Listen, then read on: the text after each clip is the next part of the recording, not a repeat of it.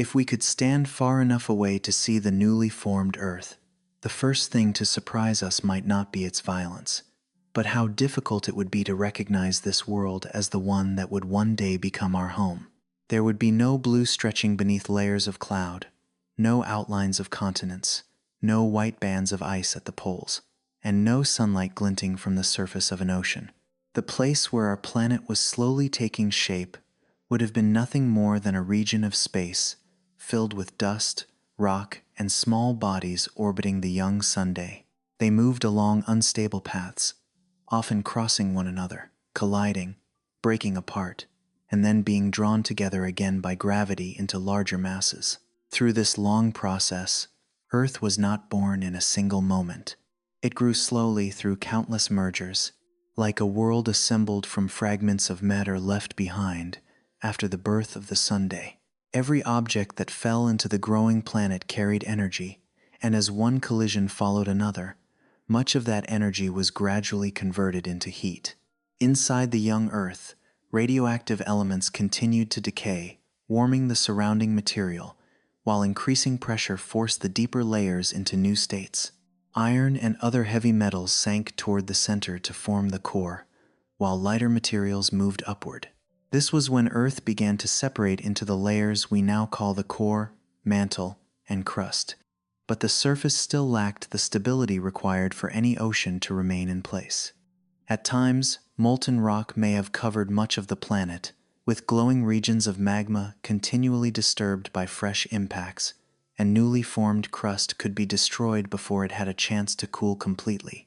The most powerful event may have occurred when a large planetary body, commonly known as Theia, struck the young Earth. That collision did more than transform the surface. It hurled an enormous amount of material into space. From the debris that remained in orbit, the moon gradually formed, while the Earth below was heated intensely once again.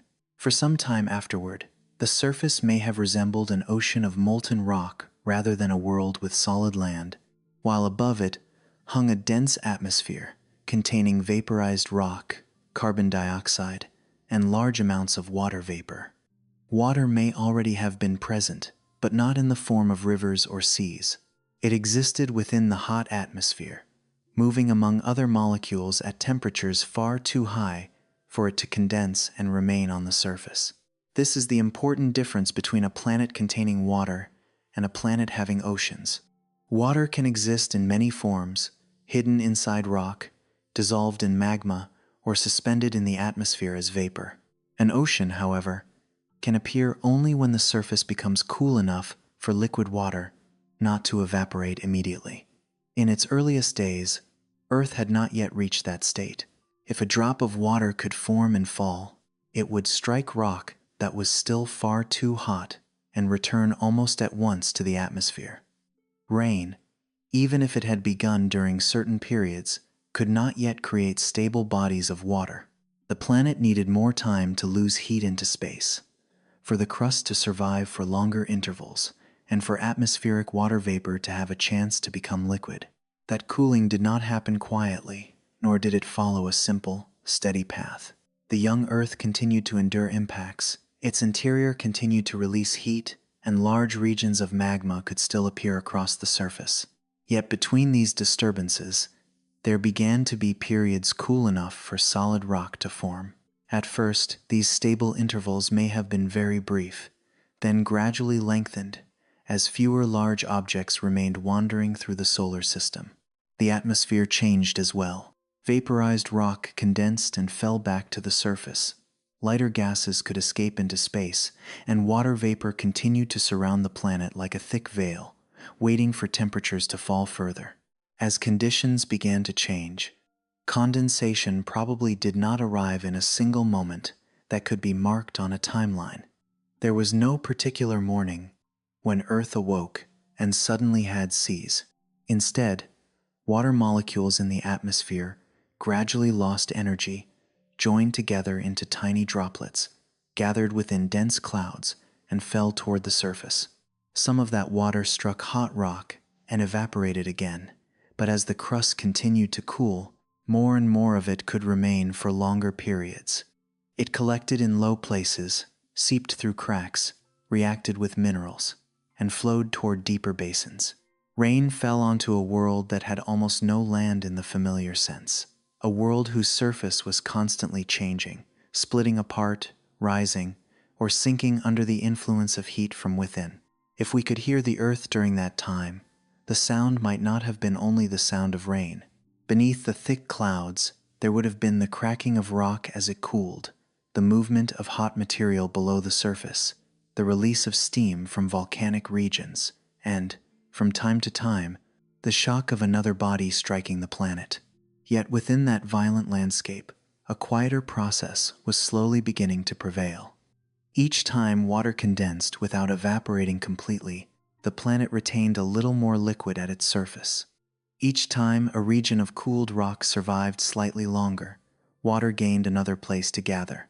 Across spans of time far beyond anything a human life could perceive, small lakes may have expanded, connected with one another, and gradually become the first seas. We do not know exactly what the earliest ocean looked like. No intact layer of rock has preserved a complete shoreline from more than 4 billion years ago, because Earth continually reshapes its own surface. Rock is buried, melted, transformed, and returned in other forms, erasing most traces of the planet's earliest history. Even so, a few tiny zircon crystals have survived long enough to carry clues.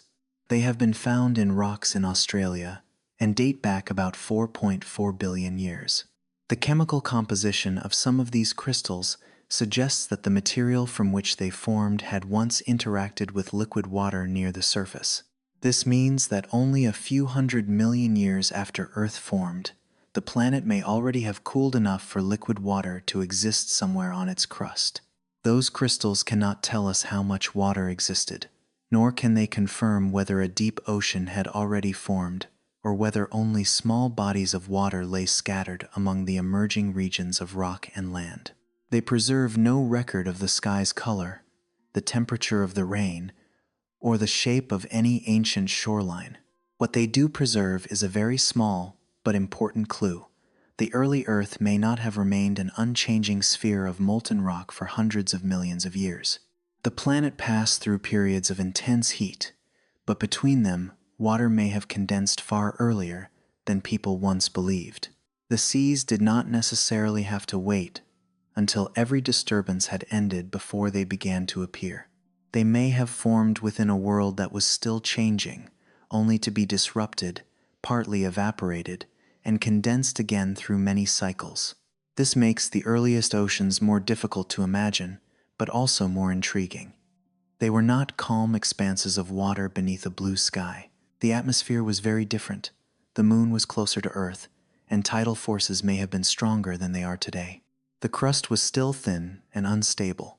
Volcanic activity was widespread, and smaller bodies continued to strike the planet. A sea might form for a time, then be heated by a major impact. Its water could rise into the atmosphere, travel elsewhere, and condense again. The ocean was not yet a fixed landscape, but part of a planet gradually becoming better able to hold water through each cycle of heating and cooling. Perhaps the word learning is not entirely accurate, because Earth has no consciousness and was not moving toward any predetermined goal. Yet from a distance of more than 4 billion years, the process can still feel like a slow adjustment. A rocky planet must have enough gravity to retain an atmosphere, cool enough for liquid water not to disappear immediately, and avoid losing all of its water during major upheavals. A change in only a few conditions could have led to a very different outcome. Too close to the sun, water is more likely to remain as vapor and eventually escape. Too cold, and it may become locked inside long-lasting layers of ice. Earth lies at a suitable distance, but that position was only the beginning. The planet also needed a history favorable enough for water to reach the surface and remain there through its most chaotic periods. As the crust grew thicker, the atmosphere continued to change, and the number of major impacts gradually declined.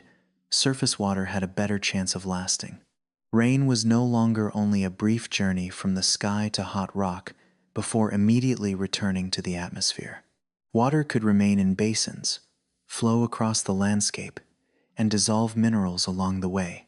The early oceans gradually became part of a larger cycle connecting the surface, the atmosphere, and the planet's interior. Some water was drawn deep underground through fractures, some was returned to the atmosphere by volcanoes, and much of the rest continued to gather into increasingly stable bodies of liquid. From this point on, Earth began to take on a new appearance, though it was still far from resembling the blue planet we know today. The arrival of the oceans changed more than the color of the planet. Water absorbed and redistributed heat, reacted with rock, carried minerals, and gradually transformed the crust. It created a more dynamic surface, where material could dissolve, move, and settle elsewhere. Much later, this environment would open important chemical pathways for life, but there is no need to go that far yet. The fact that a world once covered by molten rock could eventually hold liquid water was already a profound transformation. The ocean did not arrive as a decorative layer placed on the planet after everything else was complete. It took part in changing Earth into a world unlike the one it had been in its earliest days. And yet, as we imagine ancient rain falling and water beginning to fill the lowlands, one question remains behind the entire scene. The atmosphere could allow water vapor to condense, the cooling crust could give it a place to remain, and gravity could hold it close to the surface. But none of these processes could create water from nothing. Before water could fall as rain, its molecules had to be present. Before it could be released from hot rock or suspended within a dense atmosphere, hydrogen and oxygen had to find one another somewhere in the much longer history of matter. Some of the water may already have been carried within the rocky material that helped build Earth. Another portion may have been added by impacts that came later. But whichever path it followed, its origin must lie before the formation of the oceans, and even before Earth became a complete planet. When we trace water that far back, we have to leave behind the first rains, leave behind the hot surface of the young world, and travel backward toward the material that once orbited the early Sunday. And even there, we may not yet have reached the beginning. The grains of rock that formed Earth did not appear together with the Sunday.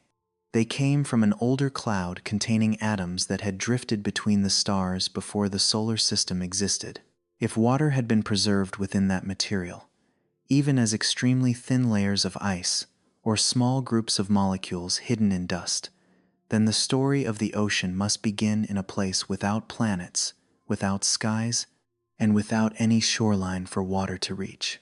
There was only darkness, cold gas, and tiny grains of dust drifting silently through space, waiting for the day when they would become part of a world that had not yet been born. Long before there was a planet cool enough to hold rain on its surface, the first components of water were already moving through the galaxy, along entirely different paths. Hydrogen appeared during the earliest ages, when the universe had cooled enough for charged particles to combine into atoms.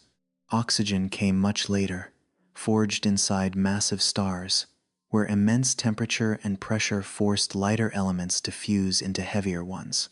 When those stars reached the ends of their lives, some of the material within them was returned to space, carrying oxygen, carbon, silicon, and many other ingredients that would continue into later generations of stars. Only after an immense span of time, through many cycles of stellar birth and death, did the galaxy gradually acquire enough raw material for water molecules to appear in significant quantities. Yet, having enough hydrogen and oxygen did not mean that water would form immediately. The space between stars is so vast and thin that two atoms can drift for a very long time without meeting under the right conditions. Even when a hydrogen atom passes close to an oxygen atom, the encounter may last only a moment before they move apart again. In an environment with almost nothing to absorb excess energy, new bonds struggle to remain stable. Water cannot easily form through random collisions between atoms moving through such diffuse gas. But within that seemingly empty space, tiny grains of dust quietly created a different set of conditions. Interstellar dust is nothing like the dust that settles on a tabletop, nor does it resemble grains of sand visible in the light. Each particle is usually far smaller, made from silicate-rich or carbon-rich material, with an irregular shape and a surface rough even at the atomic scale. These grains are remnants of vanished stars, fragments of matter that have passed through many regions of the galaxy before continuing to drift among cold clouds of gas. When an oxygen atom strikes the surface of a dust grain in a sufficiently cold environment, it can lose some of its energy and remain there instead of bouncing back into space. A hydrogen atom can also settle onto the surface, then move across its tiny ridges and hollows. The distance that once separated these ingredients is now reduced within a very small space where they can encounter one another more often and remain close long enough for new bonds to begin forming.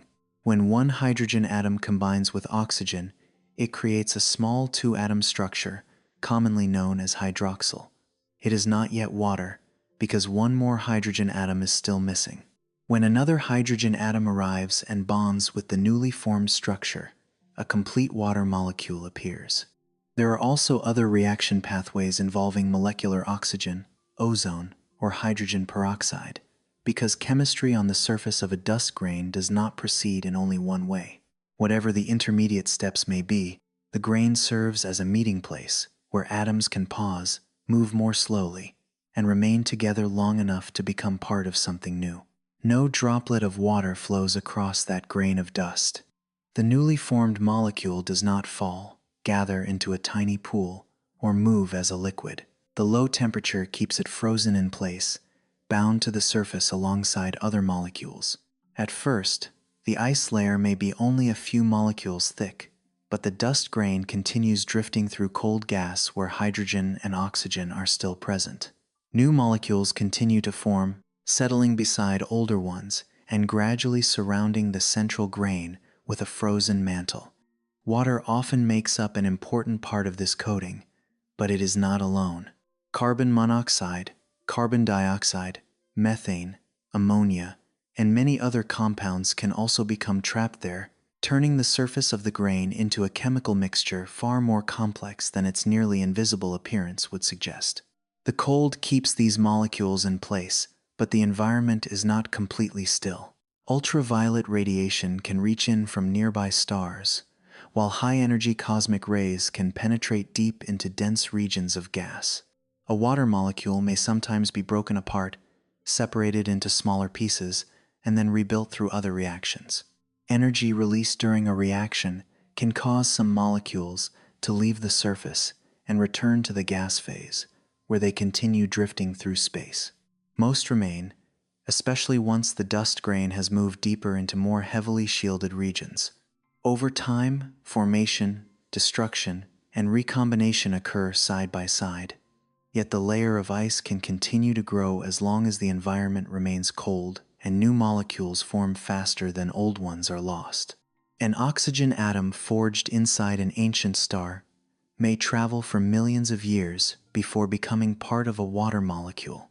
After being released into space, it drifts among clouds of gas, is drawn into a colder region, and settles onto a grain of dust made from material left behind by earlier generations of stars. Two hydrogen atoms arrive one after the other, and a water molecule appears without any sign large enough to be noticed from afar.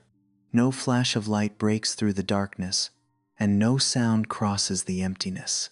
There is only a tiny change on the surface of a grain of dust, one new bond forming among countless others emerging throughout the same region of space.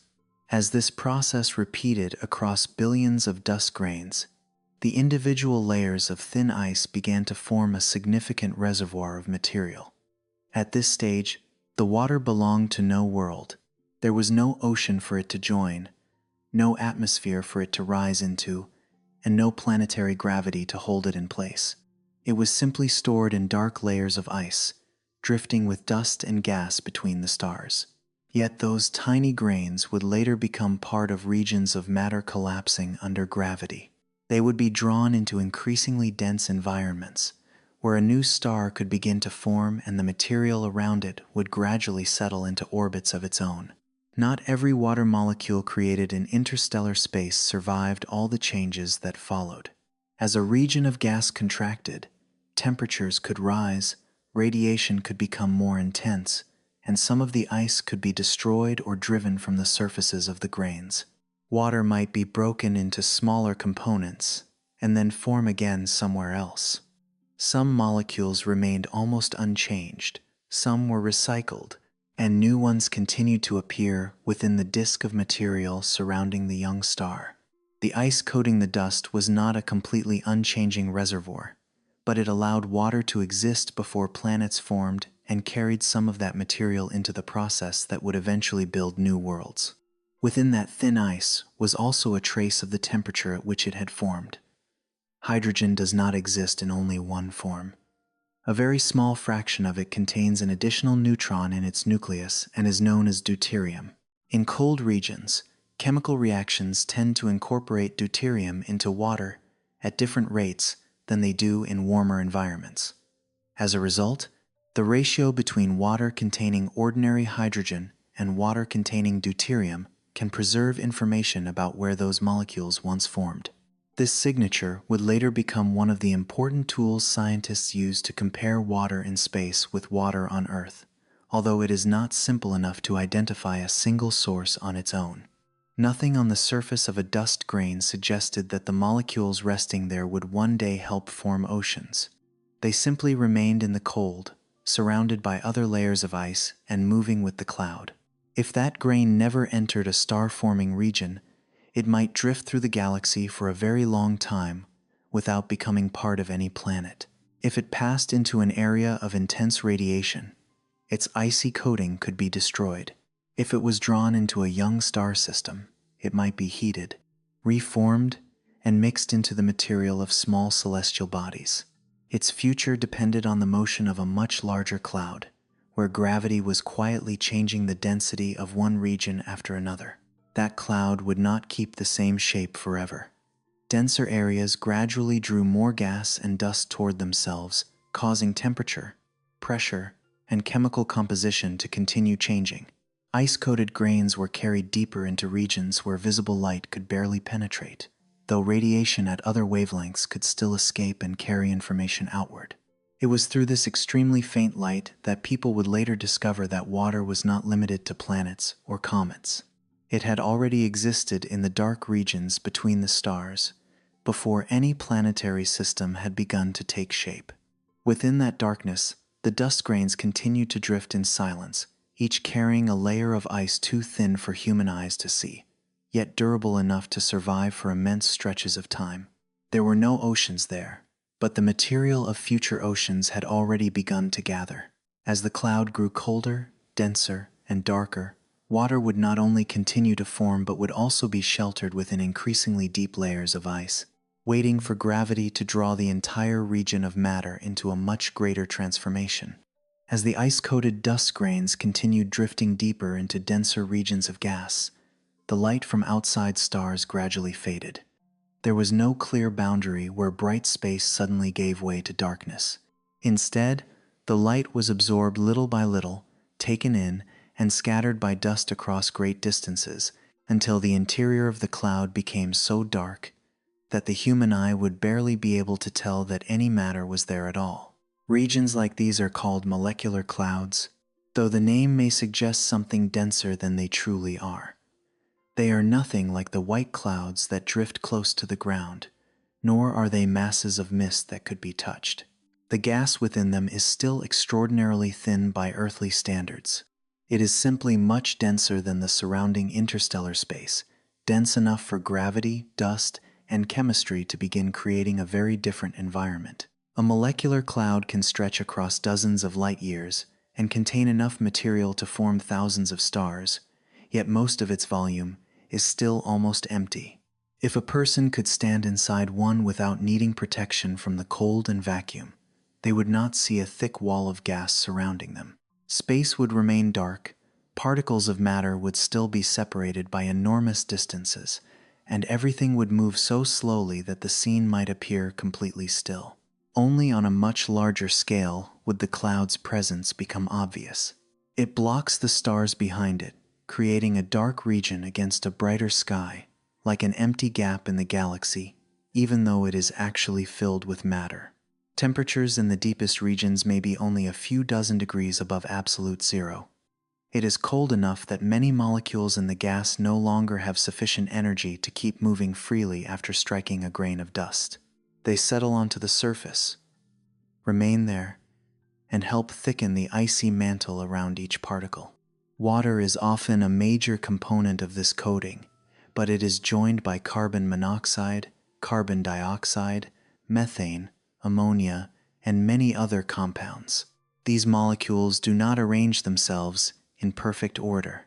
Ice formed in interstellar darkness is often more disorganized than the familiar ice crystals found on Earth, resembling a frozen layer filled with countless tiny gaps and uneven surfaces. Those gaps provide additional places for other atoms and molecules to settle, allowing the ice itself to become a distinct chemical environment. The outer regions of the cloud are still strongly affected by ultraviolet light. There, newly formed water molecules may be broken apart relatively quickly, making it difficult for thick layers of ice to accumulate. Deeper inside, the dust provides greater protection. Ultraviolet radiation from nearby stars grows weaker, temperatures fall, and molecules are able to remain on grain surfaces for longer periods. That shielding is not complete. Cosmic rays can still penetrate dense layers of gas, carrying enough energy to alter the chemistry within the ice. When a cosmic ray strikes matter, it can create charged particles or excite nearby molecules, opening pathways for reactions that would otherwise be unlikely in the extreme cold. Some bonds are broken, others are formed, and the ice, though seemingly motionless, continues to change quietly over time. The dust grains do not remain fixed in one place. They move with the gas, collide gently with other particles, and pass through regions of different density. In denser parts of the cloud, a grain may gather additional layers of ice. When it enters a region with less shielding, radiation may knock some of the outer material back into space. Water is therefore not simply created and then frozen forever. It takes part in an exceedingly slow cycle between gas and dust, between formation and destruction, between being held in place and returning to the surrounding emptiness. Even so, in the darkest and coldest parts of the cloud, the balance usually favors accumulation. Over hundreds of thousands or millions of years, the icy mantle can become a significant part of the grain, carrying an amount of water far greater than the tiny size of the solid core beneath it might suggest. No instrument can travel into a distant molecular cloud, collect a dust grain, and return it to a laboratory. The distances are too great, and the individual particles are far too small to be photographed directly from Earth. The presence of water must be detected more indirectly, through the very light struggling to pass through the darkness. When light from a star behind the cloud travels through the gas and dust, certain wavelengths are absorbed by molecules in the ice. The remaining light continues toward the telescope, but its original pattern has been changed. The missing portions create dark features in the spectrum, each corresponding to the way a particular molecular bond absorbs energy. Water leaves a distinctive signature in the infrared. The bonds between hydrogen and oxygen can vibrate in specific ways when they absorb light, producing a broad absorption band near a wavelength of 3 micrometers. That number does not appear in the data as a ready-made label. It appears as a dip in the spectrum, a region where less light arrives than expected. When the shape and position of that feature match what frozen water produces in laboratory experiments, the presence of water ice in the cloud can gradually be confirmed. Nearby signatures from carbon monoxide, carbon dioxide, and other compounds also appear, allowing scientists to understand that the ice is not a pure substance, but a mixture formed under a range of different conditions. Earth's atmosphere makes this work more difficult. The air surrounding our planet also contains water vapor and absorbs many of the infrared wavelengths astronomers need to observe. A telescope on the ground may detect part of the signal, but important regions are often weakened or blocked by the atmosphere. For this reason, observatories are built on high mountains where the air is thinner and drier. Telescopes are carried aboard aircraft or balloons, and the most sensitive instruments are placed in space. From there, infrared light can be collected before it passes through Earth's own water vapor, preserving the faint signatures arriving from clouds hundreds or thousands of light years away.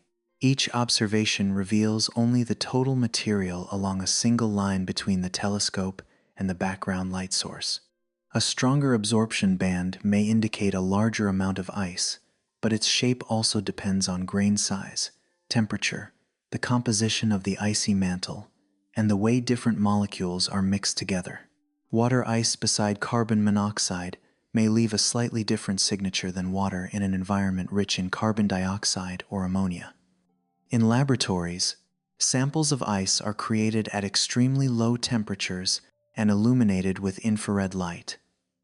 Then their spectra are compared with observations from space. Through that comparison, a dark and unreachable region gradually becomes more specific.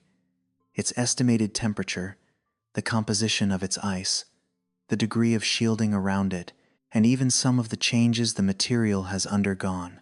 The background light source does not necessarily have to be a fully formed star. Sometimes it is a young star still taking shape deep within the cloud, emitting infrared light that passes through the surrounding material.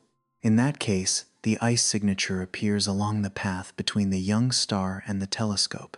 In other observations, scientists select distant stars whose light happens to shine through a region of cloud that contains no star of its own. This second method is especially important because it shows that water ice is already present even in dark cores where no star has yet been born. Water does not need to wait for a young star to appear before it begins to accumulate. It was already resting on dust grains in an environment that still had no light source of its own.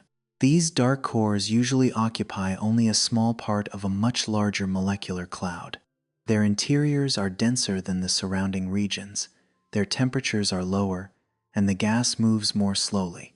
Visible light struggles to pass through them, causing them to appear as nearly black patches in optical images. At infrared and radio wavelengths, however, the material inside begins to reveal itself. Some molecules emit radiation at characteristic frequencies, while ice absorbs light coming from behind. By combining these different kinds of signals, scientists can reconstruct the image of a region that once seemed empty. Cold gas in motion, ice-coated dust grains scattered throughout, and denser pockets of matter beginning to feel the pull of their own gravity. For a very long time, a dark core may remain in a state of near balance. Turbulent motion in the gas, magnetic fields, and internal pressure resist the gravity trying to draw everything toward the center. No single force completely prevails. Dust grains continue to drift, ice continues to accumulate, and the cloud appears motionless when viewed on a human timescale. But if that balance shifts even slightly, one region may begin to contract. Rising density strengthens gravity. Stronger gravity pulls in still more material, and the slow process develops into a collapse lasting hundreds of thousands of years. Dust grains carrying water, ice are swept inward with the flowing gas. The distances between them shrink, collisions become more frequent, and the central region gradually warms as the material is compressed. The darkness that once allowed water to remain frozen on dust is now preparing to give way to a new source of light.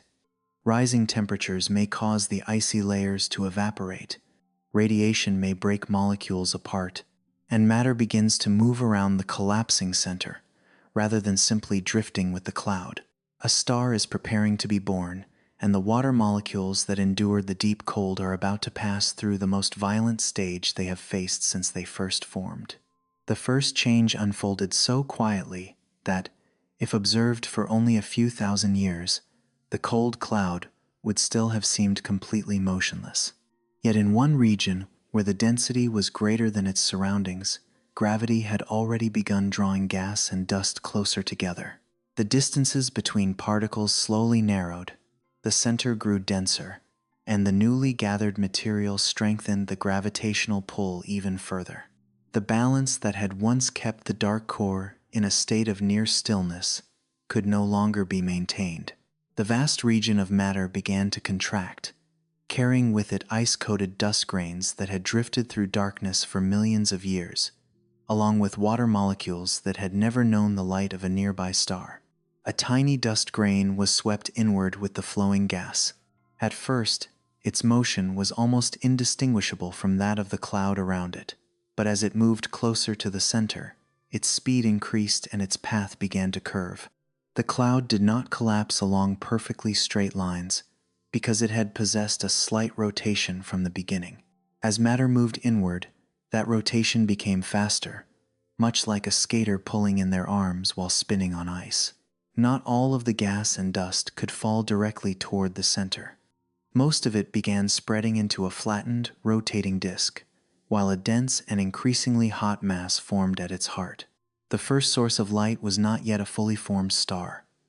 Matter continued falling inward, heating the central region and creating a protostar surrounded by gas and dust, so dense that visible light struggled to escape.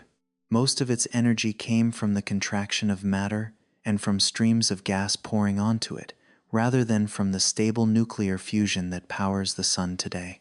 Two narrow jets of material could erupt in opposite directions along the axis of rotation, cutting through the remaining cloud and carving long cavities through the cold gas.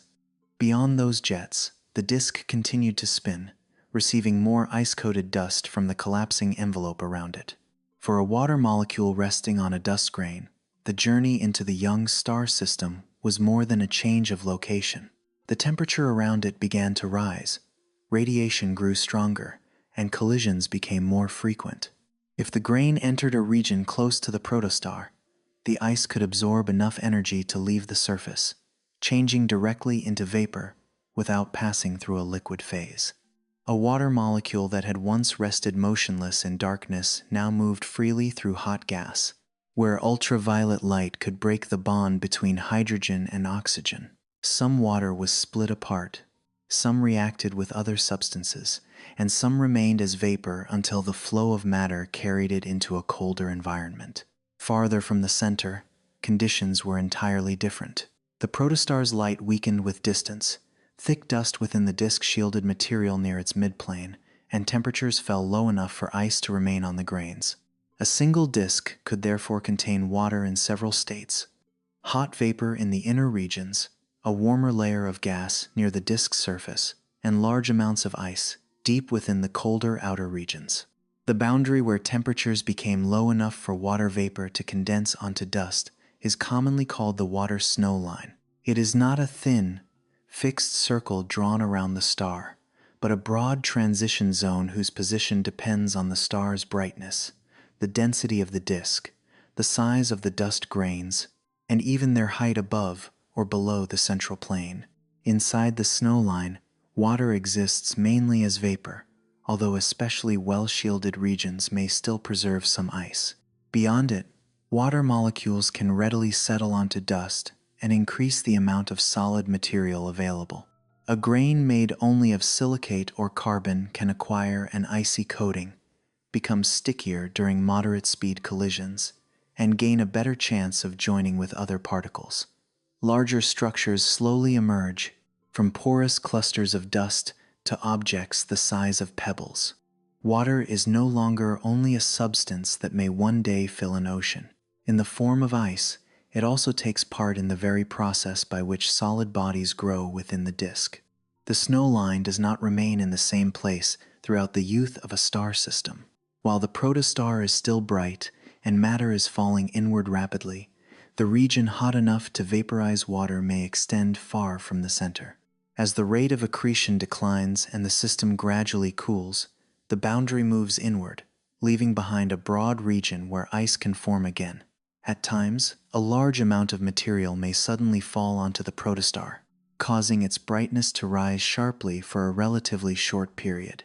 Heat spreads outward, pushing the snow line farther away and vaporizing ice on dust grains in places that had previously been very cold.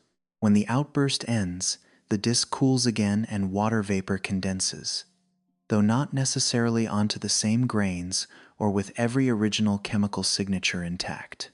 A young planetary system is therefore not a quiet container preserving interstellar ice. Gas flows inward, some material is lifted above the disk and later falls back, and solid particles drift through the disk at different speeds, depending on their size.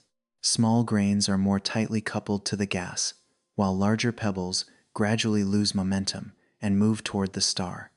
When they cross the snow line, their icy coatings evaporate and release water into the gas. Gas flows or turbulence may carry some of that vapor back into colder regions, where it freezes onto other grains. Water continually changes location and state, and sometimes even its isotopic composition, allowing a molecule inherited from the interstellar cloud to rest beside another formed only recently within the disk. For a long time, scientists could not determine how much water passed through this stage while preserving the signatures of its interstellar origin. One possibility suggested that most ancient ice was destroyed by heat and radiation, after which water was rebuilt in the disk from hydrogen and oxygen. Another proposed that a substantial amount of ice entered cold regions without being completely altered, allowing planetary systems to inherit water that had existed before the central star was born. The reality may lie somewhere between these two extremes. Hot regions near the protostar process matter intensely, while colder pathways along the disk's midplane may protect part of the older ice. Water enters the disk through many routes, and each one leaves it changed to a different degree. An important clue lies in rarer forms of water. In addition to the familiar molecule containing two ordinary hydrogen atoms, some water molecules contain deuterium, a heavier form of hydrogen with an extra neutron. The ratio between ordinary water and deuterium-bearing water is influenced by the temperature and chemical environment in which they form. In the deep cold of an interstellar cloud, deuterium can be incorporated into water more efficiently than in many warmer regions of the disk. If water vapor around a protostar retains a ratio similar to that found in interstellar ice, it suggests that at least some material traveled from the cloud into the disk without having its entire chemical history erased. Yet water in most of a protoplanetary disk is extremely difficult to observe.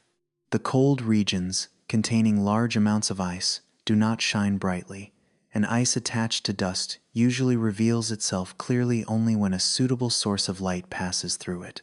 Water vapor produces emission lines more readily, but in an ordinary disk, most of the water beyond the snow line is locked in solid form. Earth's atmosphere also contains abundant water vapor, blocking many of the same wavelengths that ground-based telescopes need to detect. To observe the faint signatures from a young star system, observatories must be placed in high, dry locations, use wavelength ranges that can still pass through the atmosphere, or carry their instruments beyond Earth entirely. On the cold, dry Chajnantor Plateau in Chile, the antennas of the ALMA array stand far apart across a vast stretch of land, working together to collect radio and submillimeter signals from molecules in space. Each antenna receives only a tiny portion of the signal, but when the data are combined with great precision, the entire array functions like a telescope nearly as large as the distance between its farthest antennas. This allows regions within protoplanetary disks, too small and too distant to be resolved by ordinary telescopes, to be separated by both position and velocity. Molecules orbiting a star produce minute shifts in the frequency of light, allowing the rotating structure of the disk to emerge from the data. A protostar known as V883 Orionis created a rare opportunity when it underwent a powerful outburst. Heat from the central region pushed the water snow line much farther outward than usual, turning a large amount of ice into vapor at distances where ALMA could observe it more clearly. Within that vapor, astronomers measured both ordinary water and forms containing deuterium, then compared their ratios with those found in star-forming clouds and in ancient bodies within the solar system. The similarities suggest a chain of connection extending from interstellar ice to planet-forming disks, and then onward into the solid objects that formed later. The measurement cannot reconstruct the fate of each individual molecule, but it weakens the idea that every trace of ancient chemistry must be erased when a star is born. In other systems, the James Webb Space Telescope has observed infrared wavelengths and detected water vapor in regions of disks close to where rocky planets may form. Water has appeared even in some systems where large protoplanets are already carving gaps through the disk, suggesting that water-bearing material can still survive or be replenished in environments undergoing major change. These observations do not mean that every rocky planet will inevitably develop oceans. The presence of water vapor in a disk is only an initial condition. The water must still be stored within solid bodies, transported to the right region, and survive the collisions that occur as a planet grows. Even so, its presence in both the inner and outer parts of disks shows that water is not confined to one simple ring around a star. Within the disk surrounding the young sun, some interstellar ice may have survived in cold regions, while other portions evaporated, were broken apart, and then formed again. Molecules carrying very different histories became mixed within the same reservoir of material. Some had rested on dust grains before the sun was born. Some were rebuilt after being separated by light, and others repeatedly shifted between gas and ice as the snow line moved through the disk. After hundreds of thousands of years of this motion, water was no longer distributed evenly. Regions close to the star became poorer in ice, while the colder outer parts retained vast amounts of frozen material. Dust grains continued to collide and combine, burying their icy coatings inside structures that grew larger over time. A molecule once resting on the surface of a grain could become covered by many new layers of material, shielding it from some of the star's radiation. As dust clusters grew into pebbles, then into larger bodies of rock and ice, water gradually left behind the fragile state of a thin surface coating. It became stored within solid matter, sometimes remaining as ice and sometimes reacting with minerals to become part of the rocky structure itself. The first light of the young star system melted, broke apart, and rebuilt countless molecules, but in regions cold enough, some water still found a way to continue its journey by disappearing from view, hidden deep within the particles, quietly growing around the sundae. A stone lying in the light may appear completely dry. Its surface does not glisten like ice, no vapor rises from it, and it leaves no damp mark when lifted from the ground. To the eye, it is easy to believe that water and rock are entirely separate, one always in motion and the other nearly unchanging. But on a much smaller scale, that boundary becomes less clear. Water can cling to mineral surfaces, enter spaces far too small to see between individual grains, or leave hydrogen and oxygen within the very structure of the rock. In that form, it no longer looks like ice or liquid, but it has not truly disappeared. It has simply become harder to recognize, held in a place where light cannot make it sparkle and heat cannot easily carry it back into space. Within the disk of material around the young sun, ice-coated dust grains continually collided and combined into larger clusters. Most of the earliest encounters were gentle, because the surrounding gas slowed the tiny particles before they touched. Ice on their surfaces could help them stick together, creating porous structures filled with empty spaces.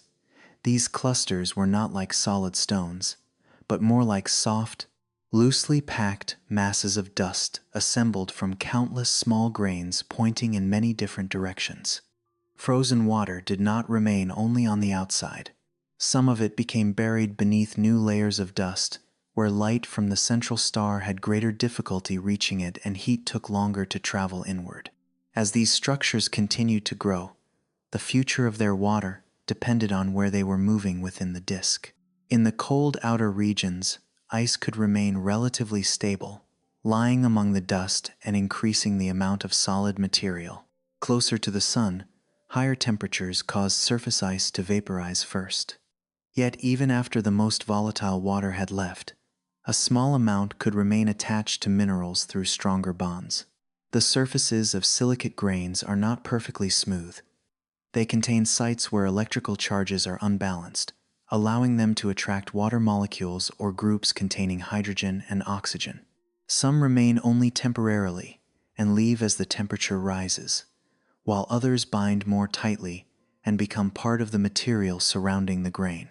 At this point, water does not necessarily remain as an intact H2O molecule. In many minerals, hydrogen bonds with oxygen to form hydroxyl groups, often written simply as O.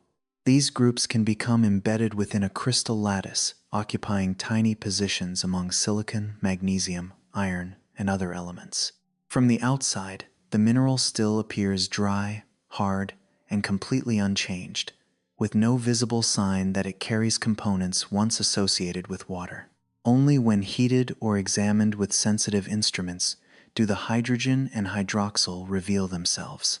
A rock that seems entirely dry may therefore contain the equivalent of a meaningful amount of water if all of those components are released. Not every mineral holds water in the same way. Some carry only a few molecules loosely attached to the surface, easily lost when conditions change.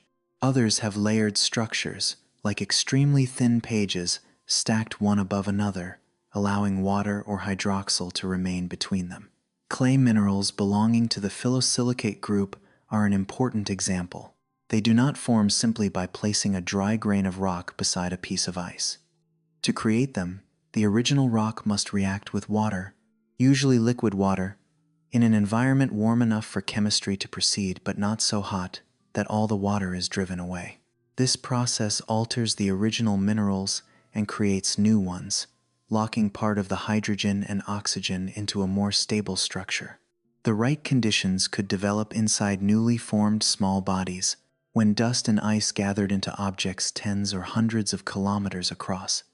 Their interiors could no longer exchange heat with space as quickly as individual grains.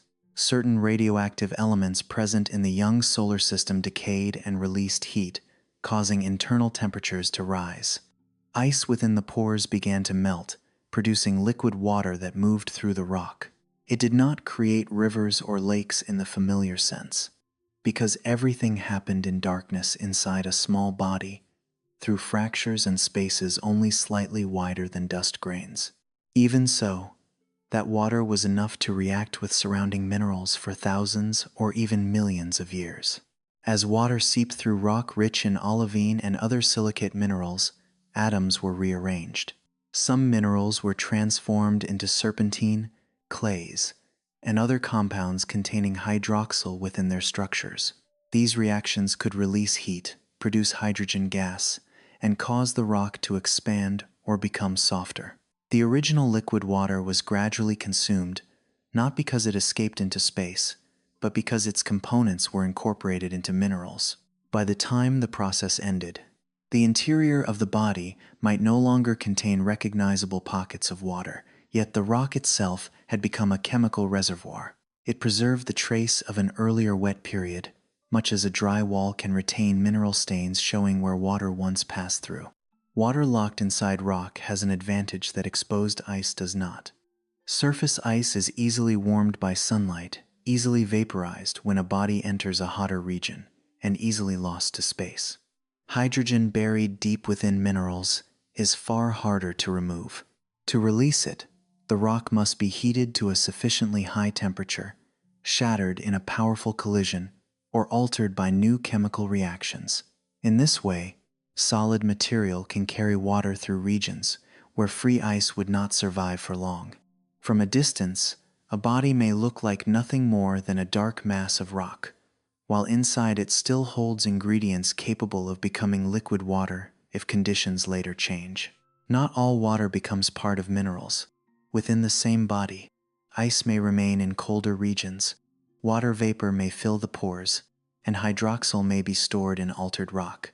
These states can coexist and shift from one to another as temperatures rise and fall. If the body is small enough, heat escapes quickly and most of the ice may never melt. If it is larger or formed earlier, internal heating may be strong enough for liquid water to persist for a long time. If temperatures continue rising too far, water may once again be driven out of the minerals, move toward the surface, or escape into space. Every body preserves a different history, shaped by its size, the time at which it formed, its orbit, and its original composition. These changes do not leave behind a surface that is easy to read. Over billions of years, small bodies may be battered by impacts, broken into fragments, or covered beneath new layers of dust. yet their internal minerals can still preserve many signs of ancient water. Tiny fractures may be filled with material left behind when water evaporated. Some rounded grains within the rock may show altered edges from past contact with liquid. Ratios of elements and isotopes may also have changed through the reactions that took place.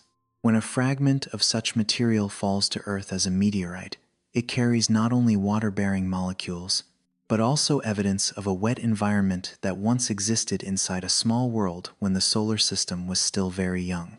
Some meteorites contain so many hydrated minerals that, if they were heated and all of their volatile components released, the resulting water could make up several percent or even more of their total mass. That may not sound like much compared with a block of pure ice, but across the countless bodies that once existed in the early solar system, it represents a substantial reservoir. Water did not have to travel only inside bright white spheres of ice. It could also be carried by dark, carbon-rich objects that looked far more like rock than ice and gave almost no outward sign of what was stored deep within them. This hidden storage also occurred on particles far smaller than any asteroid.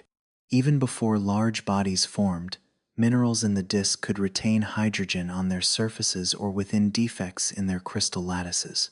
Some reactions took place in the hot environment close to the sun before the material was transported outward.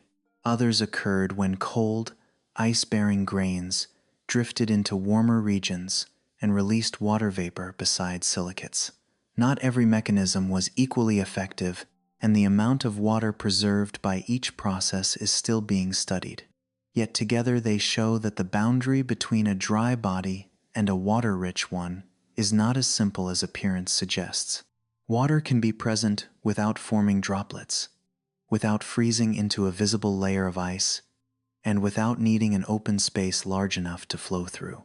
Within the protoplanetary disk, this distinction changed the fate of material, moving into regions close to the sunday. A lone grain of ice could lose its water after crossing the snow line, while a larger body with a rocky outer layer might protect ice buried deep inside for some time. A body that had already undergone reactions between water and minerals could preserve hydrogen even more securely. Through repeated collisions, fragments from such objects could mix with drier material, creating new bodies with uneven compositions. Some regions might contain almost no water, others might preserve pockets of ancient ice, and still others might hold minerals that had absorbed water during an earlier period of internal warmth. The surfaces of these bodies did not reveal the whole truth. Beneath a layer of dark dust, there could be soft clay-rich rock, deeply buried ice, or minerals containing hydroxyl. When sunlight struck the surface, only a small part of the chemical evidence was reflected back. Distant objects could sometimes be identified through faint absorption bands in their spectra, where bonds between hydrogen and oxygen left characteristic dark features. But to understand exactly what form the water had taken, scientists sometimes needed actual samples, collected directly from the surface and returned to Earth without contamination from our planet's air, soil, or moisture. Long before humans could touch those samples, water-rich rocks had already been moving through the solar system for billions of years. Some remained in stable orbits within colder regions, some were pushed onto new paths by the gravity of the giant planets, and others collided repeatedly and broke apart. Water locked inside minerals traveled with them, giving off no light, leaving no tail like a comet, and showing none of the familiar appearance of ice. It simply remained hidden deep within the rock, waiting for gravitational interactions to carry its host body closer to a growing planet. The oceans of the future were therefore not stored only inside ice-covered worlds.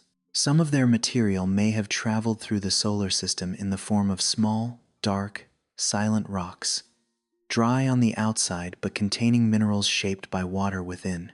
As the orbits of these bodies began to change and rocky planets continued gathering material around them, these quiet reservoirs became ancient carriers, transporting water across space without revealing a single drop at the surface. Inside a sealed chamber filled with nitrogen, a fragment of black material, only slightly larger than a grain of dust, rests beneath the tip of a slender metal instrument. It does not shine like ice, it is not transparent, and nothing about its shape suggests that it ever contained water. Its surface is rough, fragile, and so dark that it absorbs most of the light falling on it. To bring this tiny piece of material into this room, a spacecraft had to leave Earth, travel through space for years, approach an asteroid orbiting the Sun, touch its surface for only a few seconds, and return with a carefully sealed sample container. The amount brought back was not large, but every grain had been protected from rainwater, soil, air, and the organic compounds of Earth. For the first time, material from a carbon-rich asteroid could be studied almost exactly as it had existed in space. Before missions like these, most of what we knew about water-bearing asteroids came from meteorites. Every day, small fragments of rock still enter Earth's atmosphere. Most are heated and destroyed high above the surface. Some break apart into many pieces, and only a few survive long enough to reach the ground. Among them is a group of dark rocks known as carbonaceous chondrites, meteorites rich in carbon, whose composition remains relatively close to the primitive material of the early solar system. Under a microscope, they do not appear as uniform pieces of stone, but as mixtures of minerals, ancient rounded grains, metal, organic matter, and regions altered by water long before they ever fell to Earth. The water in these meteorites is rarely preserved as pockets of liquid or intact layers of ice. Most of it is held within hydrated minerals, where hydrogen and oxygen have become part of the crystal structure. When a sample is heated in the laboratory, water-bearing molecules are gradually released, revealing that a rock that appears dry on the outside can contain a significant amount of water within. Some carbonaceous chondrites contain so many clay minerals that their original structure has been almost completely transformed by water. That could only have happened if their parent body once became warm enough for ice to melt, seep through the rock, and sustain chemical reactions over long periods of time. That parent body did not necessarily resemble the small asteroid we might see today. In the young solar system, dust and ice could gather into much larger objects, whose interiors were heated by the decay of short-lived radioactive elements. Liquid water moved through pores, dissolved salts, altered silicates, and created new minerals. Later, collisions shattered the larger body into countless fragments. Some pieces reassembled into loosely bound piles of debris. Some continued drifting on their own, and others eventually entered orbits that crossed Earth's path. A small meteorite lying on the ground may therefore be all that remains of a much larger world that disappeared billions of years ago. Yet the journey through the atmosphere and the time spent on Earth's surface mean that meteorites are never completely pristine. They can absorb moisture from the air, come into contact with microorganisms, be altered by groundwater, or lose volatile materials as they heat during their fall. The fragments that are strong enough to survive also create a natural bias, because soft and porous rocks may break apart before they can ever be found. To study dark, fragile, water-rich material as it truly exists in space, humans had to travel to the source, collect the samples directly, and protect them from Earth's environment from the moment they returned. Hayabusa 2 made such a journey to Ryugu, a spinning top-shaped asteroid less than a kilometer across. Ryugu's surface was covered with boulders, with almost none of the broad, flat areas engineers had hoped to find. Rather than landing fully, the spacecraft descended briefly, touched its sampling device to the surface, and fired a small projectile to send grains of rock into a collection chamber. A second sample was taken near material, freshly exposed by an impact device, allowing the mission to recover grains that had once been buried beneath the surface layer altered by radiation and space weathering. After leaving Ryugu, the sample capsule separated from the spacecraft, entered Earth's atmosphere, and landed in the Australian desert in December 2020. Under laboratory light, the grains from Ryugu revealed an abundance of hydrated clay minerals such as serpentine and saponite. Carbonates, magnetite, and a wide range of organic material were also present. This combination of minerals shows that the fragments making up Ryugu once belonged to a parent body that contained ice. When the interior warmed, the ice melted and produced liquid water. That water reacted with the rock, circulated through tiny pores, and left behind new minerals. Ryugu today contains almost no liquid water, and its surface appears drier than its interior composition would suggest. Yet its rocks still preserve evidence of a wet environment that vanished long ago. Solar radiation and impacts from tiny dust particles have weakened some of the hydration signatures in Ryugu's outermost surface. Just a few micrometers at the surface of a grain can be drier than the material below, making an asteroid observed from a distance appear poorer in water than it truly is inside. What had once been understood as an almost completely dry body turned out to contain large amounts of minerals formed through interaction with water. The small difference between the outer layer and the material beneath also explains why reflected light alone is sometimes not enough to understand a distant object. A surface exposed to billions of years of radiation does not necessarily tell the full history of the body beneath it.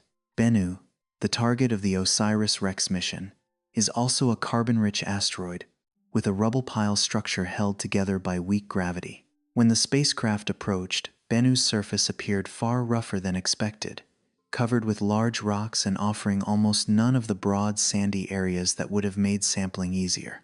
The collection arm touched the surface for only a few seconds, released a burst of nitrogen gas to stir dust and small pebbles into the sample chamber, and then pulled away. The soil at the contact point was so soft and loosely packed that the arm sank deeper than expected, revealing that beneath the hard-looking surface was a porous structure with very little internal strength. The OSIRIS-REx sample capsule returned to Earth in September 2023, carrying more than 100 grams of material from Bennu. Even in the earliest analyses, the dark grains showed a high carbon content along with water-bearing clay minerals. As the investigation went deeper, the samples also revealed phosphates, carbonates, and many kinds of salts that may have formed as mineral-rich water gradually evaporated. These crystals do not mean that Bennu once had a lake on its surface. Instead, they point back to conditions inside Bennu's larger parent body, where liquid water, once dissolved material from the rock, became a salty solution and then disappeared, leaving minerals to crystallize in sequence. Ryugu and Bennu are not exact copies of one another. Each asteroid has its own mineral proportions, degree of water alteration, and history of impacts. Even so, both reveal the same broader pattern. Carbon-rich bodies can preserve water within minerals, alongside carbon, nitrogen, salts, and a wide variety of organic compounds. They are not clean blocks of ice drifting through space, but complex mixtures shaped by heat, liquid water, chemical reactions, and fragmentation. Within these small worlds, water was not merely carried from place to place. It also transformed the rock and rearranged its chemistry long before any fragment came close to Earth. Bodies like the ancestors of Ryugu and Bennu may originally have formed farther from the Sun than most of the rocky planets. It was colder there, allowing larger amounts of ice and other volatile material to remain. As the giant planets gradually took shape, their gravity altered the orbits of countless smaller bodies. Some were thrown out of the solar system, some fell inward toward the Sun, and others were sent into the region between Mars and Jupiter, or through the area where Earth was still growing. The early solar system was not divided into fixed belts like a completed map. Material from different distances could mix, carrying water-rich rock from colder regions into the zone where the inner planets were accumulating. This transport did not necessarily begin only after Earth had fully formed. Some water-rich material may have arrived while the planet was still growing, mixing with other rocky bodies and becoming buried deep beneath the surface after impacts. Later arrivals continued to add material after the crust had begun to form.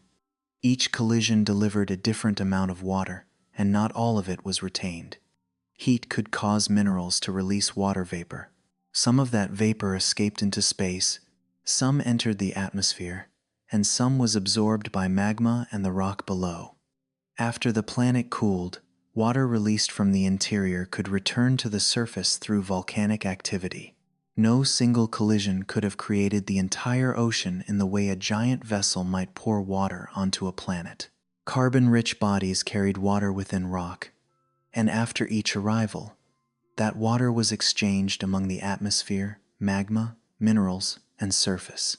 Millions of smaller impacts may have been just as important as a few large ones, because smaller bodies often lost less material during impact and delivered water over a longer period of time. The final outcome depended on velocity, angle of impact, the size of the incoming body, and the condition of Earth at that moment. In some collisions, most of the water was driven away. In others, it remained within the hot atmosphere, while in still others, fragments rich in hydrated minerals mixed directly into the rocky material forming the planet. Hydrogen isotopes provide one of the clues for comparing these possible sources. Ocean water contains a small proportion of deuterium, and many carbonaceous chondrites have ratios fairly close to the value found on Earth. That similarity does not prove that every water molecule came from asteroids, because the composition of Earth's water has changed over time, and different groups of small bodies show different values. Even so, when the isotopic evidence is considered alongside the abundance of hydrated minerals, models of motion in the young solar system, and samples from Ryugu and Bennu, carbon-rich asteroids emerge as a major possible contributor. Their composition is suitable. They once existed in large numbers, and gravitational pathways could have carried them into the region where Earth was forming. Even then, the oceans are unlikely to trace back to a single population of bodies. Some water may have been present in the material that formed Earth from the beginning. Some may have been added by asteroids from colder regions, and other sources may have contributed smaller amounts. Water in the planet's interior, water locked in minerals, and water delivered through impacts have mixed over billions of years, making the boundaries between them nearly impossible to separate. Samples returned from space do not provide one final answer, but they show that the dark rocks, once considered completely dry, were fully capable of carrying both water and a rich variety of chemical ingredients to a young planet. Inside nitrogen-filled chambers, grains from Ryugu and Bennu are still being divided into extremely small portions for laboratories to study over the coming decades. Some particles are being preserved untouched for instruments that do not yet exist, because future generations may be able to read signals that current technology cannot detect. Within pieces of rock, only a few millimeters across, are minerals that once interacted with liquid water before Earth had stable oceans. Salts that crystallized from solutions inside a parent body, later broken apart, and organic matter that has survived nearly the entire age of the solar system. These tiny fragments are no longer carrying water anywhere, but they preserve evidence of how those ancient deliveries may have taken place. Far beyond the region where many carbon-rich asteroids formed, other bodies preserve water in a more recognizable form. They contain ice-rich interiors, spend most of their time in the cold outer reaches of the solar system, and become brightly visible only when they approach the sunday. For a long time, their glowing tails made people believe that the origin of Earth's oceans had finally been found. But as the water in these objects began to be measured more precisely, what had seemed like an obvious match opened into a far more complicated question. From the cold darkness beyond the orbits of the giant planets, a small celestial body begins to fall inward toward the sunday. For most of its existence, it is almost entirely unremarkable, nothing more than a mixture of ice, dust, and rock moving slowly through distances so great that sunlight can barely alter its surface. But as its orbit carries it into warmer regions, the outer layers begin to awaken. The ice does not melt into liquid water as it would on Earth. Instead, it changes directly into gas, carrying tiny grains of dust away from the surface.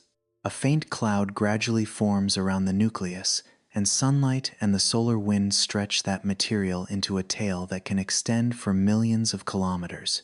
An object once so dark that it was nearly invisible suddenly becomes one of the most beautiful sights in the sky, and for centuries, That transformation led people to imagine comets as enormous reservoirs of water crossing through space. The idea that comets brought Earth its oceans has an almost perfect appeal. The early Earth was hot, while comets were rich in ice. One world needed water, and beyond it were countless bodies carrying water in frozen form. If ancient orbits sent enough comets into the young planet, the ice within them could have vaporized, remained in the atmosphere, and later condensed into rain as the surface cooled. The story was simple, easy to picture, and for a long time it seemed to connect two missing pieces. The glowing tails in the sky might have been the last traces of ancient carriers that once filled the first lowlands on Earth.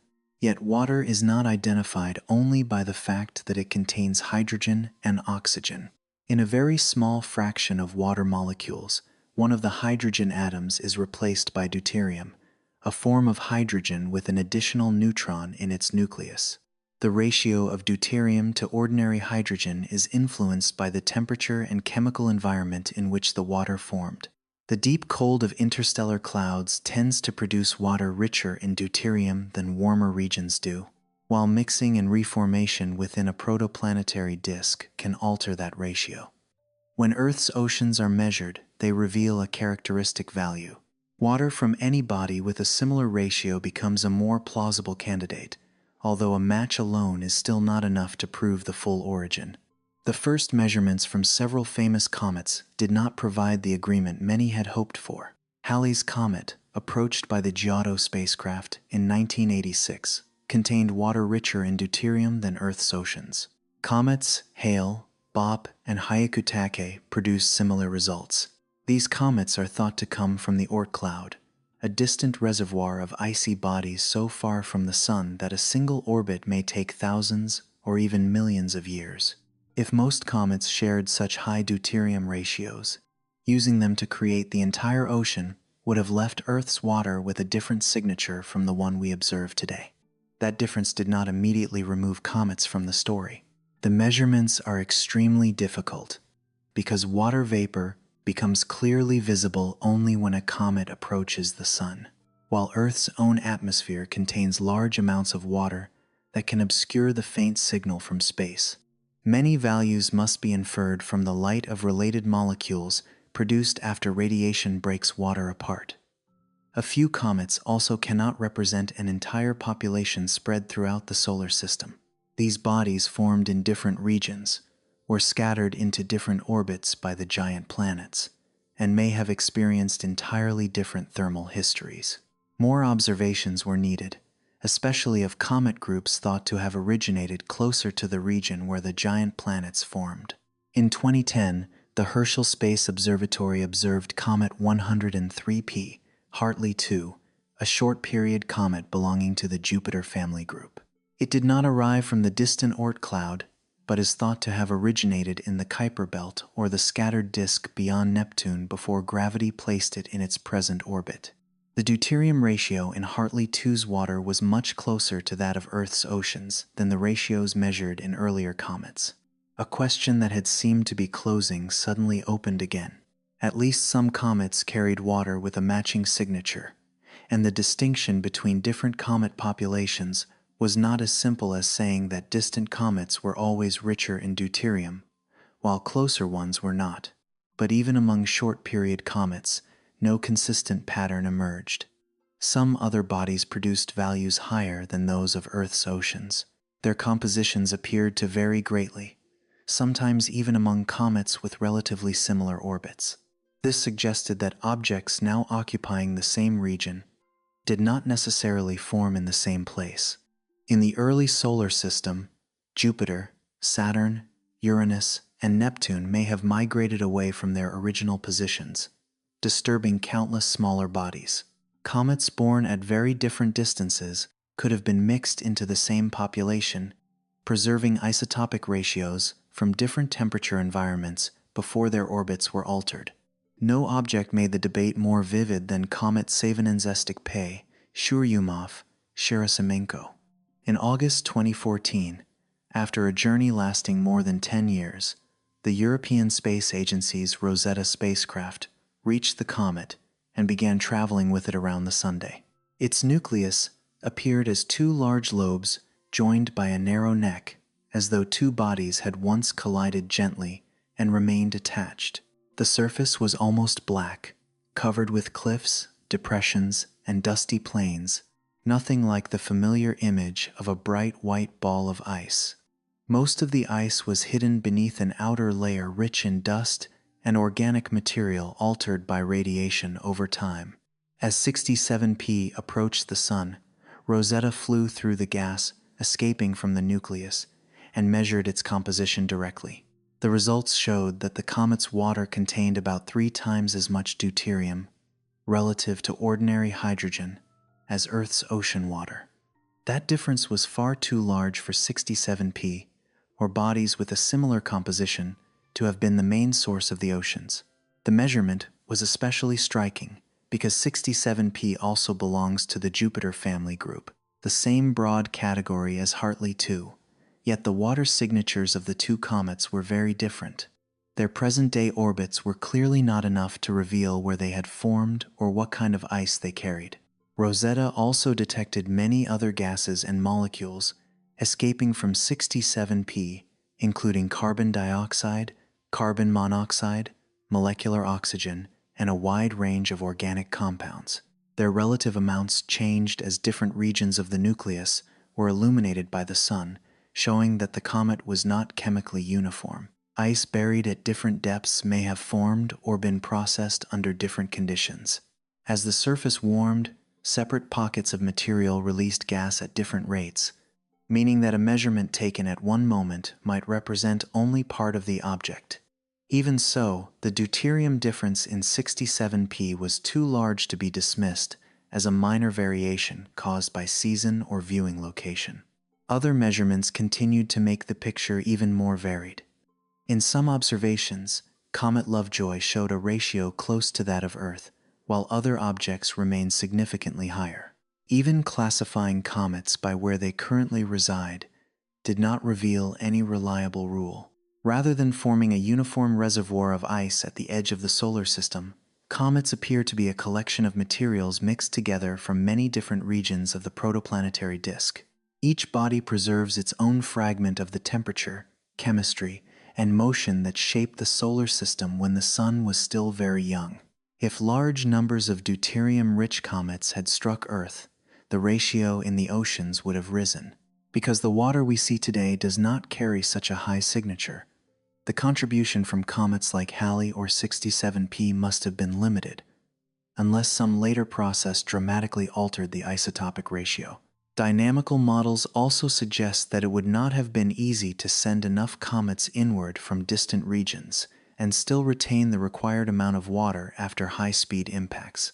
Many would have been ejected from the solar system by the giant planets, fallen into the sun, or collided with other worlds before ever reaching Earth.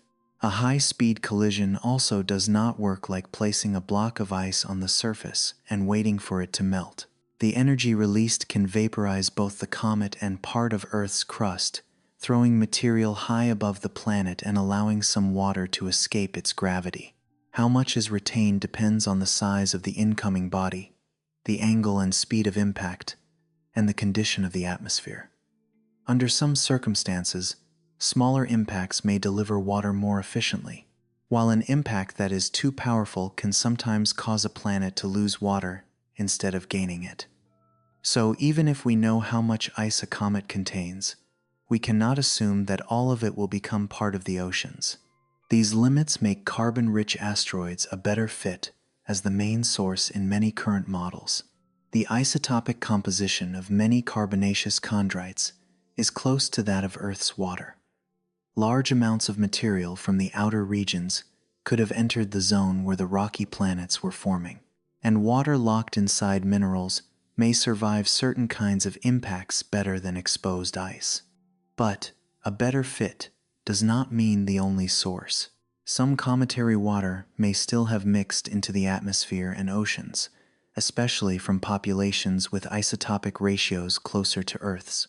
After billions of years of mixing, that smaller contribution can no longer be separated as a distinct layer of water. Comets may also have delivered more than water.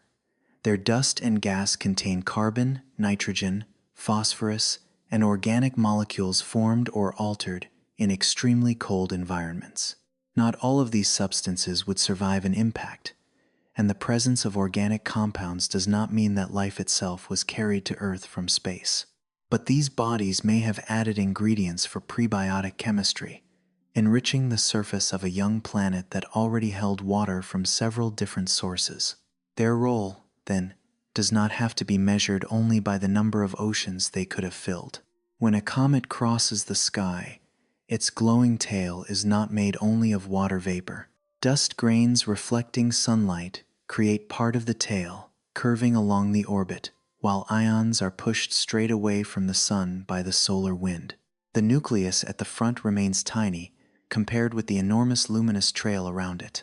Most of the remaining material stays hidden in darkness beneath a dry outer crust, escaping only when new fractures open across the surface.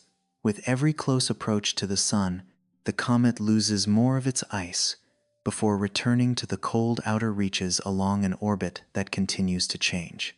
These objects were once seen as a complete answer to the origin of the oceans, but measurements transformed a simple explanation into a more layered history. Some comets carry water very different from Earth's. Others are much closer, and many populations may never have been measured directly. They do not form a single source, but neither are they entirely absent from the formation of the first seas. Each impact may have added only a small amount to the growing reservoir of water, mixing with water from rock, minerals, the atmosphere, and other carbon-rich bodies. While Earth was still hot, every portion of water that arrived had to wait for the right conditions before it could remain liquid. Whether released from hydrated rock or from the ice of a comet, it would first become vapor in the hot atmosphere. Only after the surface had lost enough heat could molecules that had followed very different paths meet inside clouds, condense into rain, and begin filling the lowlands of the young crust. Their origins remained different, but once the first raindrops began to fall, there was no longer any boundary separating water that had once been hidden inside a dark rock from water that had slept within an icy nucleus at the edge of the solar system. Within the dense atmosphere of the young Earth, water from many different sources no longer carried any easily recognizable trace of where it had once belonged. Molecules released from hot rock, molecules once held inside asteroid minerals, and even the small amount that may have arrived from icy bodies were all swept into the same layer of vapor surrounding the planet. At temperatures this high, they could not gather into seas. They moved among carbon dioxide, nitrogen, sulfur compounds, and many other gases released from Earth's interior, creating a thick, hot sky through which sunlight could not reach the surface in the familiar way it does today. Beneath that atmosphere, the rock continued to lose heat, but the cooling proceeded much more slowly because the gases trapped part of the energy trying to escape into space. When water arrived in an impact, most of it did not fall to the surface as an intact block of ice. The energy released was powerful enough to shatter the incoming body, heat the rock, and turn its ice into vapor almost immediately. Some molecules were driven high into the atmosphere, where sunlight could break them apart. Some of the lighter hydrogen escaped Earth's gravity, carrying away water the planet would never recover. But the rest mixed into the atmosphere, circulated around the world, and waited for temperatures to fall. New impacts could heat the atmosphere again and temporarily delay condensation, while longer periods of relative calm allowed the surface to continue radiating heat into space. There was no single moment when Earth changed from completely dry to covered by oceans. The boundary between those states stretched across countless cycles of heating and cooling. In one place, water vapor might begin gathering into tiny droplets in the atmosphere, only to evaporate before reaching the ground because of the heat rising from the surface. Somewhere else, the crust may have cooled enough for rain to collect briefly in low areas before disappearing beneath a new flow of lava. Water could remain inside a crack in the rock, seep deeper below the surface, be heated, and return to the sky through vents of steam. Another portion might react with minerals, temporarily leaving the atmosphere without ever becoming part of a sea. Gradually, the periods during which water remained on the surface grew longer. The solid crust was no longer destroyed across the entire planet after every major disturbance, although volcanoes and impacts continued to reshape many regions. Water vapor in the atmosphere lost more energy, clouds became thicker, and rain may have fallen for very long periods. But those first rains were not necessarily like the rain we know today. There were no forests to hold the soil in place, no stable rivers guiding water toward the sea, and no broad continents with familiar coastlines. Water fell onto dark rock, flowed across newly cooled surfaces, carried dissolved minerals with it, and gathered in low basins formed by impacts, subsidence, and movements within the crust. A single drop of water, in that age, might have remained on the ground only briefly. It struck hot rock, rose again as vapor, condensed inside another cloud, and fell somewhere farther away. With every cycle, heat was transferred from the surface into the atmosphere and gradually released into space. Rain did more than fill lowlands. It also helped cool the planet, even though the enormous amount of water vapor in the atmosphere trapped heat very effectively. Two opposing processes were taking place at the same time. Evaporation and condensation carried energy upward, while the dense atmosphere held thermal radiation close to the planet. The final balance depended on the brightness of the young sun, the composition of the atmosphere, the amount of cloud cover, and the rate at which heat escaped from Earth's interior. The sun was weaker then than it is today, but Earth did not necessarily freeze. Carbon dioxide, water vapor, and perhaps methane may have produced a greenhouse effect strong enough to keep the surface warm. The early atmosphere gradually changed as gases reacted with rock and dissolved into water. Rain drew carbon dioxide downward, where it reacted with minerals and became stored in carbonate compounds or carried deeper into the crust. As greenhouse gases slowly declined, the surface could continue cooling, allowing more water to remain liquid. That water, in turn, accelerated the weathering of rock, removing still more carbon dioxide from the atmosphere.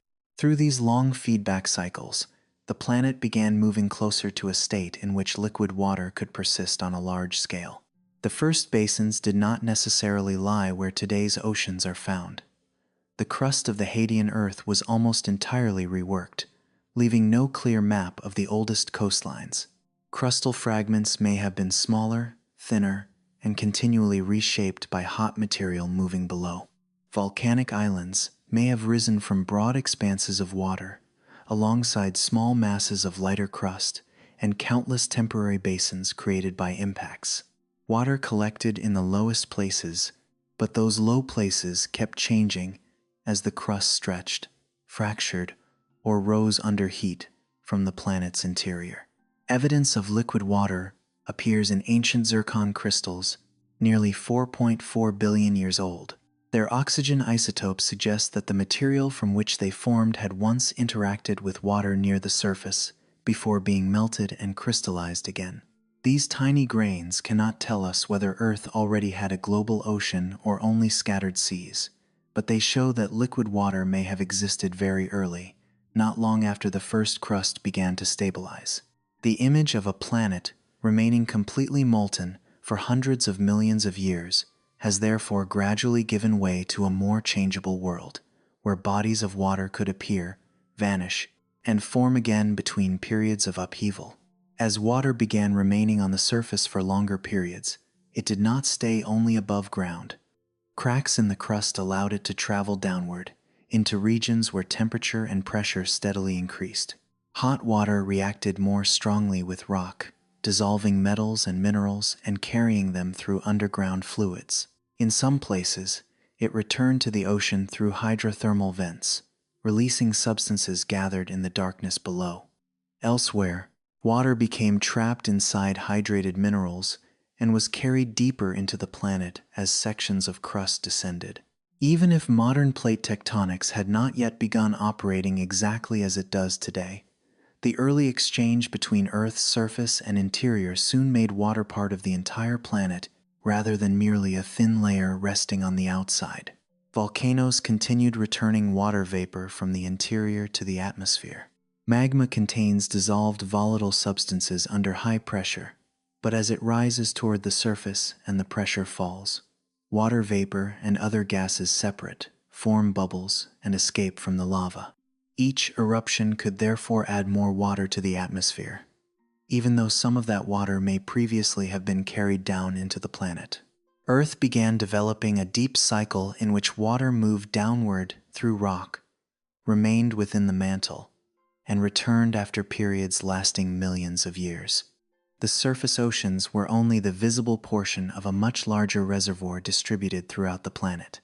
The survival of liquid water also depended on Earth's ability to retain its atmosphere. The planet was massive enough that most heavy molecules could not easily escape its gravity, although hydrogen could still be lost gradually from the upper atmosphere. When ultraviolet radiation split a water molecule apart, the lightweight hydrogen atom could escape into space, leaving oxygen behind to react with rock or other gases. This process continued throughout Earth's history, but not rapidly enough to remove all the water before the oceans became stable. Earth's magnetic field may have helped protect the atmosphere from some effects of the solar wind, while gravity, temperature, and atmospheric structure determined how much material was actually lost. A planet may have water and still fail to keep it for billions of years. Venus may once have held far more water than it does today, but an intense greenhouse effect raised temperatures until water could no longer condense and remain stable on the surface. Water vapor rose into the upper atmosphere, where ultraviolet light broke it apart and hydrogen gradually escaped into space. Mars also preserves many traces of ancient rivers, lakes, and flowing water, but its smaller mass and thinning atmosphere caused most of its surface water to disappear or become trapped as ice and within minerals. Earth lies between those two outcomes, not only because of its distance from the Sun, but because its size, geological activity, atmosphere, and impact history work together to maintain an environment in which water could continue to circulate. As the first seas expanded, rain no longer vanished completely into hot rock. Water flowed across the surface, gathered into temporary streams, and found its way toward deeper basins. Those currents eroded rock, carried minerals into the sea, and gradually changed the composition of the oceans. Early seawater may have contained large amounts of dissolved iron and many substances found only in small quantities in modern oceans.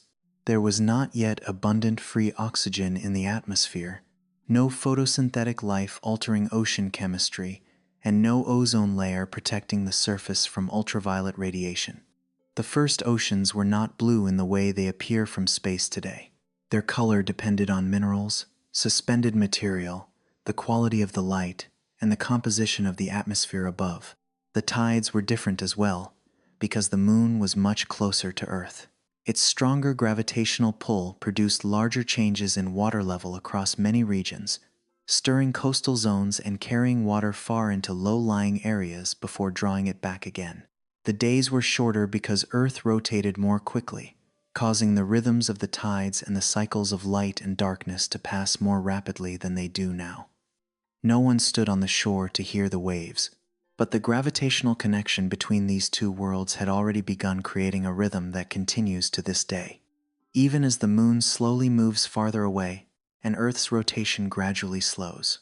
Within increasingly stable basins, water from every source mixed so completely that no molecule retained a separate identity. Water once held inside the minerals of an asteroid could rise into a cloud beside water released from magma. A molecule that had once rested within the icy core of a comet, if it survived the impact, could fall in the same rain as molecules that had been present in the material from which Earth formed. Different paths met within the same atmosphere, flowed across the same crust, and became part of the same growing seas. No single source needed to fill the entire ocean on its own. Water could accumulate in stages, while the planet simultaneously lost some to space and stored some deep underground. The oceans we see today are what remained after billions of years of addition and loss. not the untouched record of one event. Even the total amount of surface water may have changed as geological activity carried water into the mantle or released it again. What appears on a map as a stable body of water is actually only the temporary visible part of a much larger system. When rain could finally reach the ground without immediately returning to vapor, Earth entered a new state. Bodies of water survived through many seasons, then through generations of volcanoes and repeated cycles of impact. They continued to expand, merge, and become oceans, stable enough to influence the planet's climate, crust, and chemistry in return. Water was no longer merely material waiting to be retained. It had become a geological force, slowly wearing down rock, distributing heat, and creating more stable environments within a world that was still undergoing profound change. Yet even after covering most of the surface, the oceans never truly became still. Water continually left the sea as vapor, passed through the atmosphere, returned as rain, seeped into the ground, or became locked inside ice and minerals. A molecule might remain on the ocean floor for thousands of years, then be carried upward by currents, become part of a cloud, fall onto a mountain range, and spend centuries inside a glacier. Earth's ability to retain water did not mean that water had found a place to remain forever. It meant only that the planet had created a system stable enough for those molecules to keep moving without leaving the world entirely. In the middle of a windless ocean, the surface can become so still that the horizon appears unchanged for hours. Seen from above, the sea resembles an immense sheet of blue glass, revealing nothing of what is happening below. But the stillness exists only at the surface. Within the ocean, water is constantly moving across enormous distances, slowly sliding beneath other layers, sinking into the depths, and returning toward the light after years, centuries, or even longer. A water molecule that once fell to Earth in ancient rain did not find a fixed place to remain. It may spend time in the sea, be carried by currents, become vapor, freeze, seep into rock, and eventually return to the ocean by an entirely different route. The planet succeeded in keeping its water, but not by making it motionless. Earth retains water through a system in which every part is continually exchanging with the others. Sunlight reaches the upper layer of the ocean and provides enough energy for some molecules to escape from the surface. They do not need to wait for the water to boil. Even on a cool day, the fastest moving molecules can overcome the attraction, holding them within the liquid, and enter the air as invisible vapor. Most evaporation on Earth takes place over the oceans because the seas cover more area than all lakes, rivers, and moist land combined. Salt and many minerals remain below, while purer water rises into the atmosphere and joins air currents moving around the planet. A molecule that has just left the sea does not continue rising in a straight line forever. It collides with other gas molecules, is carried sideways, upward, or downward by the wind, and may travel thousands of kilometers before the surrounding temperature falls low enough for the vapor to begin condensing. Inside a cloud, water does not float alone in empty space.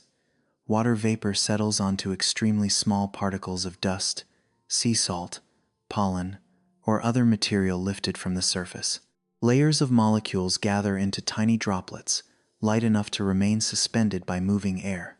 These droplets collide, merge, separate, and gradually grow as the cloud receives more moisture. Once their weight exceeds the air's ability to support them, the water begins to fall. Some drops return to the same ocean that supplied the vapor, completing a journey lasting only a few days. Others fall onto a continent far from where they evaporated, landing on leaves, soil, rock, rooftops, or lakes before beginning a journey that may last much longer. Water falling onto a mountainside may flow in thin streams across the surface, seek out lower channels, and join countless other flows to form creeks and rivers. Its speed depends on the slope, the type of soil, the amount of vegetation, and the shape of the rock below.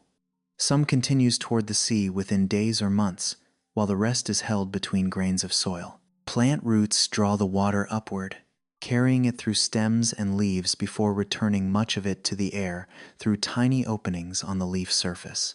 The water has now passed through a living organism, helping transport minerals, maintain cells, and regulate temperature, yet it ultimately returns to the atmosphere as vapor. It may become part of a cloud again, fall again, and repeat this journey many times before finding its way back to the ocean. Some rainwater does not immediately flow away, but seeps deeper through spaces between sand, gravel, and fractured rock. Near the surface, it may remain in the soil for only a few days or seasons. Farther below, water gathers in underground layers where movement is so slow that a distance crossed by a river in a few hours may take years or centuries. Some groundwater reservoirs are regularly replenished by rainfall, while others contain ancient water trapped in rock, since a time when the climate and landscape were very different. They are not entirely isolated from the rest of the planet. Pressure and the slope of underground layers continue to move the water, sometimes by only a few meters each year, until it emerges in a spring, enters a river, or flows directly into the sea from beneath the ocean floor. In colder regions, the journey nearly comes to a stop when water becomes trapped in ice. A snowflake falling in a polar region may not melt during the summer.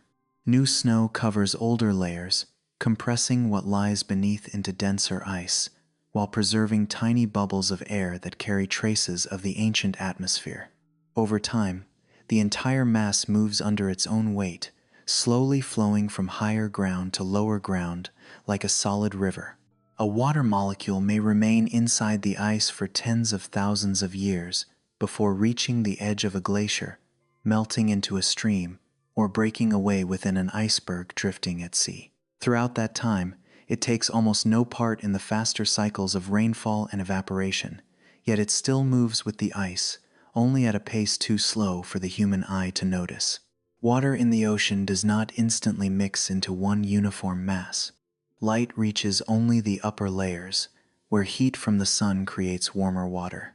Wind pushes across the surface, generating waves and broad currents that can cross an entire ocean. When water evaporates in the tropics, the salt left behind makes the remaining water slightly denser. Near the poles, seawater cools and sea ice forms, rejecting most of its salt back into the liquid below, making that water both cold and salty.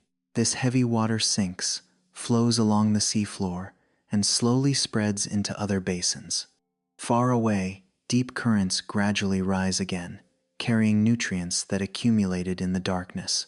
The entire process is often imagined as a vast conveyor belt, but it is not one smooth, closed pathway.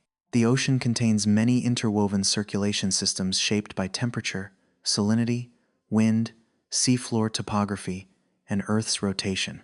A molecule that sinks into the deep ocean may not see sunlight for hundreds of years. Above it, seasons continue to change, storms form and fade, and generations of living things appear and disappear. But several thousand meters below the surface, the water moves only slowly through the cold darkness. Fragments of organic matter fall from above, decompose, and release carbon and nutrients into the surrounding water.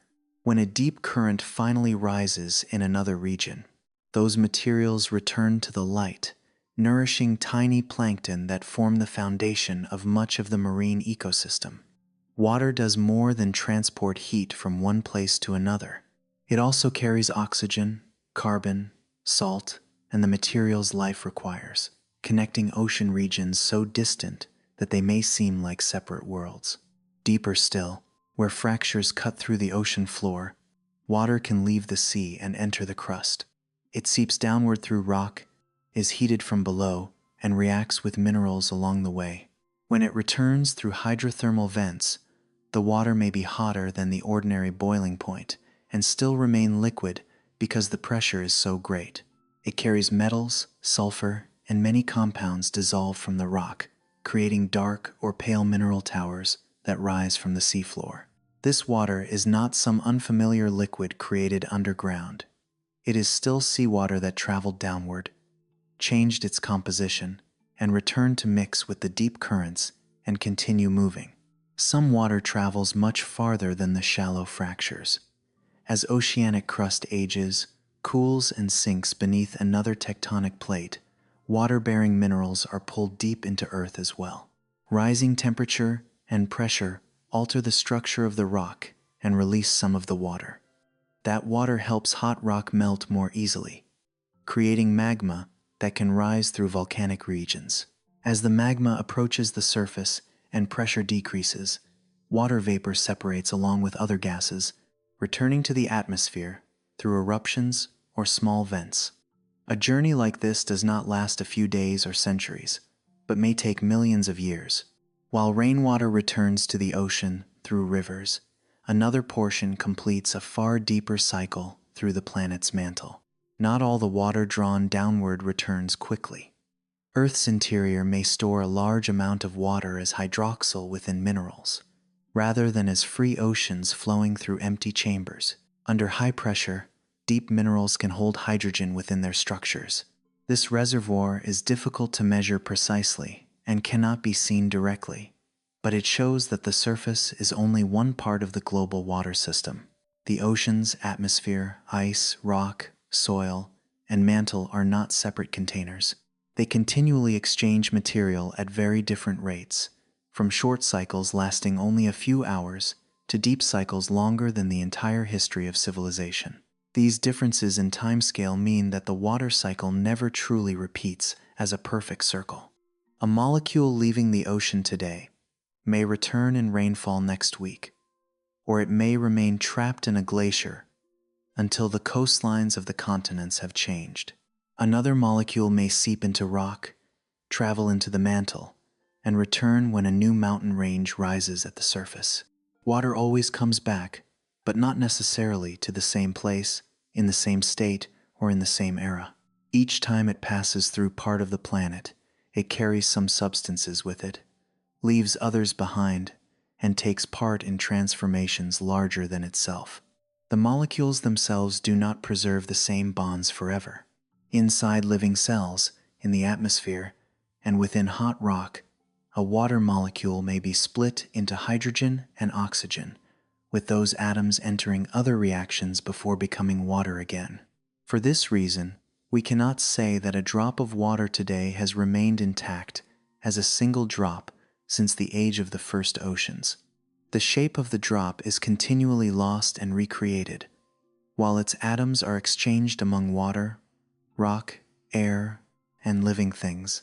What is ancient is the matter from which it is made, and the cycle that has continued to reuse that matter, not an unchanging droplet drifting through billions of years without being altered. A glass of water may contain molecules that have passed through many different environments, even though there is no way to trace the exact history of each one. Some may recently have been part of a cloud, a river, or an underground reservoir. The atoms within them may once have existed in the deep ocean, ancient ice, minerals, or the bodies of organisms that lived long ago. No visible mark distinguishes one from another. Once mixed together, they become the same clear liquid, carrying only subtle differences in isotopes and in the substances dissolved around them. The ocean we see today is therefore not a motionless relic left behind from the early Earth. In a geological sense, it is a living system, continually receiving water from rain, rivers, melting ice, and the ground below, while also losing water through evaporation, mineral formation, and the sinking of the crust. The total amount of water may change slowly over time, but every small part within it is always moving. Waves are only the most visible motion on a surface that hides countless other currents, deeper, slower, and far more enduring.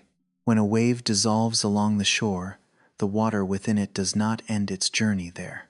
Some seeps into the sand and returns to the sea, some evaporates in the sunlight, and some remains trapped in tiny spaces between grains of rock.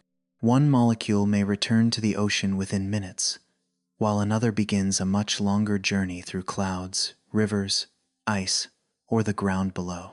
These movements have continued since Earth's surface first became cool enough to retain water, and they will continue as long as the planet still has sunlight, an atmosphere, gravity, and heat moving within its interior.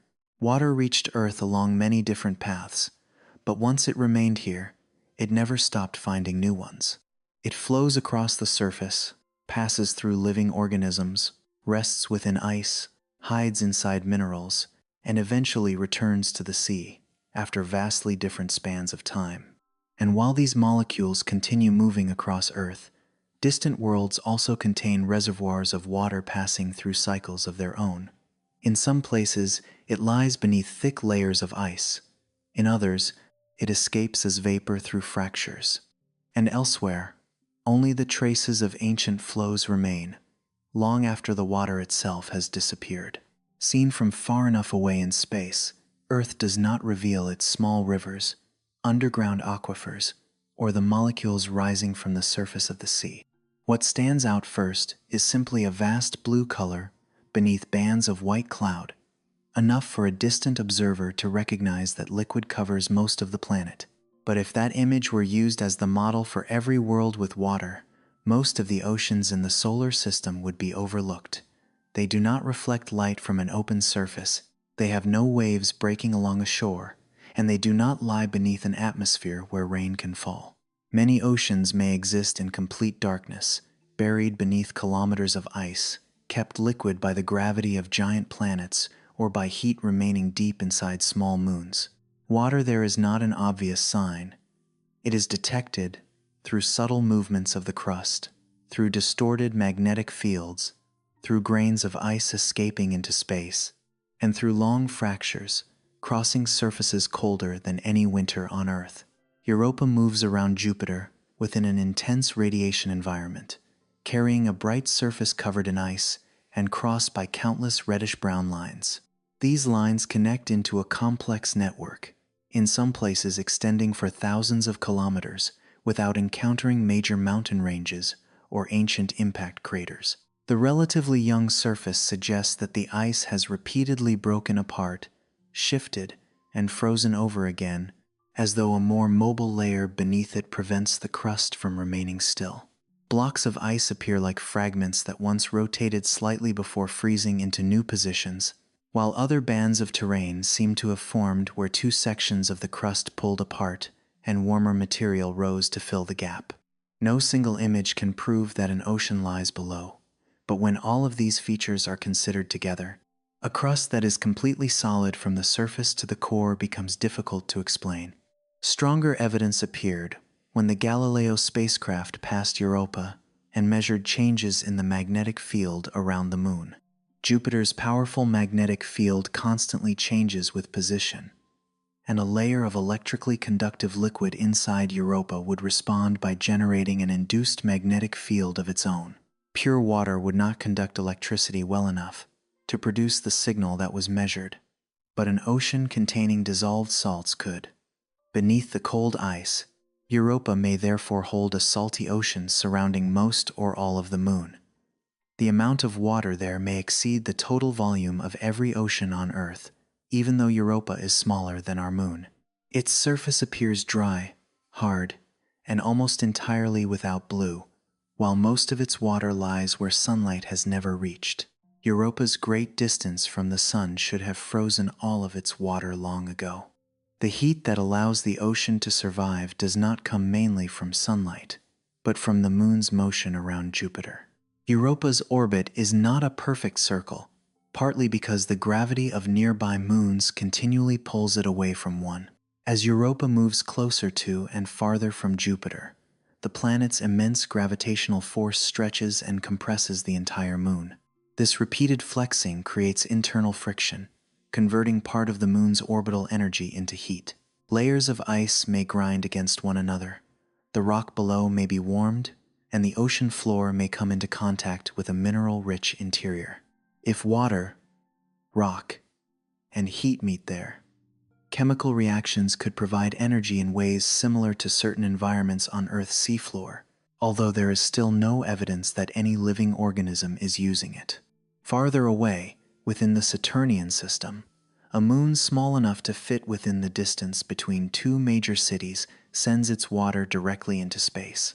Enceladus has an almost entirely bright white surface, reflecting most of the sunlight it receives and remaining extremely cold. Near its south pole, the ice is cut by 4 long fractures, commonly known as tiger stripes. From these cracks, water vapor, ice grains, and many gases erupt upward, creating plumes that extend farther than the width of the moon itself. Some of the material falls back to the surface as fine snow, while the rest escapes and contributes to a faint ring around Saturn. The Cassini spacecraft flew through these plumes many times. Instead of drilling through the ice, its instruments could analyze material carried into space by the ocean itself. Salt-rich ice grains showed that liquid water had been in contact with rock, while hydrogen gas suggested that reactions between hot water and minerals may be occurring on the seafloor. Organic compounds, methane, carbon dioxide, ammonia, and phosphate were also detected in the data. None of these substances proves life on its own. They show only that the ocean of Enceladus is not a pure, isolated, inactive body of water. It contains salts, carbon, nutrients, and chemical imbalances capable of providing energy, while the rocky material below may continue exchanging matter with the water. Enceladus is also warmed by tidal forces. As it travels around Saturn, the moon is stretched and compressed, generating heat within its interior. The ice near the South Pole is thinner than in other regions, allowing water and gases to escape through fractures that open and close along the orbit. A subsurface ocean may seem completely sealed away, but here the only boundary between the ocean and space is a network of cracks. Water droplets do not fall from clouds as they do on Earth. They are launched away from the moon, freeze into tiny particles, and drift around a ringed planet. Some of Enceladus's water is moving through a cycle with no open sea, no rivers, and no thick atmosphere, only a dark ocean, shifting ice, and plumes spreading into the vacuum. Europa and Enceladus preserve water by hiding it beneath ice, while Mars preserves the outlines of waters that no longer remain on its surface. From orbit, branching valleys appear like ancient river systems.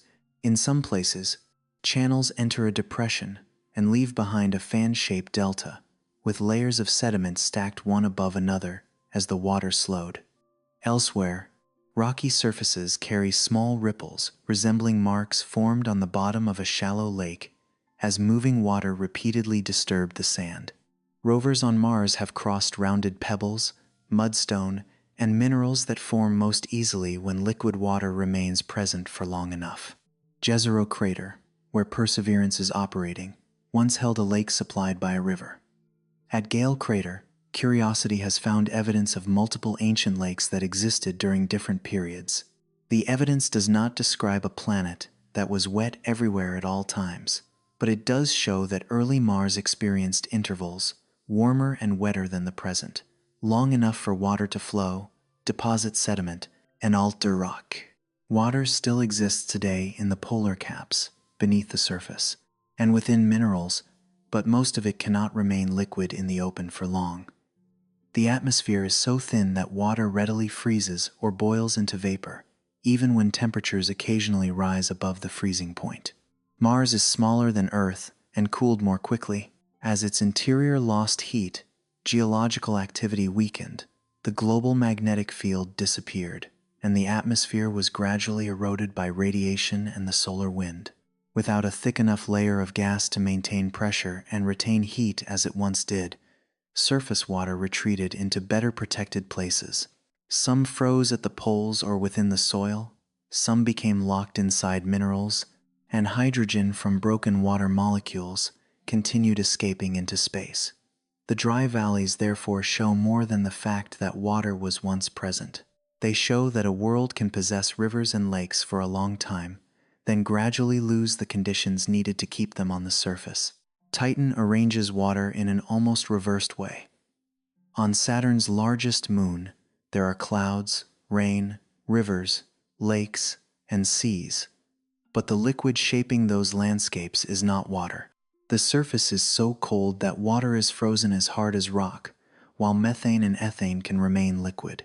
They evaporate, form clouds, fall as rain, and flow through valleys toward dark seas near the poles.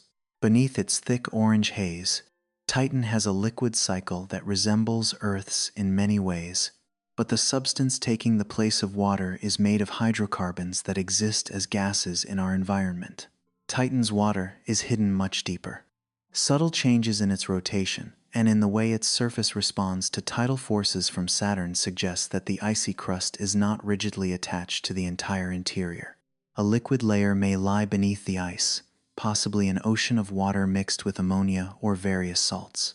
Above that ocean, water ice forms the ground across which methane flows in rivers. Two liquid cycles may exist at the same time while barely interacting. Hydrocarbons move beneath the sky, while water remains in the deep darkness below. Titan reminds us that seeing lakes and rain is not enough to conclude that liquid water is present.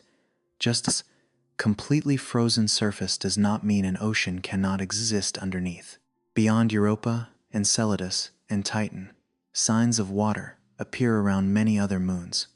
Ganymede seems to contain layers of salty water separated by ice at great depths. Callisto may preserve an ocean beneath its heavily cratered surface. Even smaller and more distant worlds are considered when their motion, density, or magnetic fields suggest that their interiors may not be completely frozen. The solar system, once imagined to contain only one planet with oceans, is gradually revealing itself as a place with many water worlds, though most of their water lies beyond the reach of human sight. Far beyond every spacecraft, planets around other stars appear only as tiny changes in light. When a planet passes in front of its star, some of that light travels through the planet's atmosphere before reaching a telescope. Different molecules absorb different wavelengths, leaving signatures in the spectrum much like those once used to identify interstellar ice. Water vapor has been detected in the atmospheres of many exoplanets, especially hot, inflated gas giants whose thick atmospheres produce strong signals. The water in those atmospheres may exist at extremely high temperatures, among clouds and winds that bear little resemblance to conditions on Earth. On smaller planets, finding water is far more difficult. Thin atmospheres produce weak signals. Star spots can imitate parts of the spectral signature of water vapor, and clouds may hide the lower layers of the atmosphere. Even when water is confirmed in the air, that still does not reveal whether an ocean exists on the surface. A planet may carry a thick layer of steam above a surface that is far too hot, hold water within a hydrogen-rich atmosphere without any clear solid ground, or store most of its water beneath deep layers of gas and high-pressure ice. A suitable distance from the star only makes favorable temperatures possible. It does not create seas, a stable atmosphere, or conditions for life on its own. Some exoplanets appear less dense than a rocky world of the same size, suggesting that they may contain a large proportion of water. These possible water worlds would not necessarily resemble Earth with deeper oceans. An ocean hundreds of kilometers deep could generate enough pressure to form unusual types of ice at the bottom, even where temperatures are above the ordinary freezing point. This high-pressure ice could prevent the liquid water from coming into direct contact with rock, interrupting many chemical reactions that supply minerals to the ocean. More water, therefore, does not necessarily create a more favorable environment. An ocean deep enough to survive while still exchanging material with the atmosphere and seafloor may be very different from a world made almost entirely of water. Finding water beyond Earth is no longer so rare that every discovery requires a special explanation. Hydrogen is abundant, oxygen is created inside stars, and reactions that form water can occur on dust before planets even exist. The harder task is finding a world that can preserve liquid water for long periods, in a place where it can continually exchange energy and matter. Europa and Enceladus do this beneath ice. Mars once did it on the surface, but could not maintain those conditions to the present day. Titan hides an ocean of water inside, while the rain above is made of methane. Exoplanets may expand this diversity in ways that cannot yet be fully imagined from the solar system alone. From a shoreline on Earth, the ocean seems to form a boundary between land and sky. But across other worlds, it is no longer tied to a single shape. An ocean can lie beneath ice, erupt into space, retreat from the surface, and survive only in rock or remain buried beneath lakes of cold methane. In some places, water moves without light. In others, only valleys preserve the memory of vanished flows. Elsewhere, water vapor is detected in light that traveled for hundreds of years before reaching Earth. Water appears in many places, but every world gives it a different fate, shaped by mass, heat, atmosphere, orbit, and the length of time those conditions can endure. Seen from far enough away, the places where water exists almost disappear entirely from the image of the Milky Way. There is no way to make out the ice coating a grain of dust, the oceans buried beneath the crust of a moon, or the water vapor moving through a planet-forming disk. All that remains is a faint band of light assembled from hundreds of billions of stars, dark lanes of dust cutting across the glow, and luminous clouds of gas where new stars are being born. Yet hidden within that immense structure are countless water molecules passing through different stages of the same broad cycle. In some places, water rests motionless in cold ice. Elsewhere, it is heated into vapor. Its bonds are broken apart by radiation, or hydrogen and oxygen find one another again on the surface of dust and form new molecules. There is no ocean spanning the galaxy, but the ingredients of oceans are scattered throughout it, moving with the life cycles of gas, dust, and stars. Hydrogen, which makes up most of the mass in water, has existed since the very early universe. Oxygen had to wait until the first stars lived long enough to create it within their interiors. As a massive star fused lighter elements into heavier ones, oxygen began to appear in its deeper layers, but it remained trapped inside the star, unable to meet the hydrogen drifting through space. Only when the star lost material, or reached the end of its life, were those newly formed elements released into the surrounding environment. Some stars blew their outer layers into space through powerful winds. More massive stars could end in explosions, scattering oxygen, silicon, carbon, and many other elements across the galaxy. Matter that had once been held inside a star, then mixed into the gas between stars, gradually cooled, and became raw material for later generations.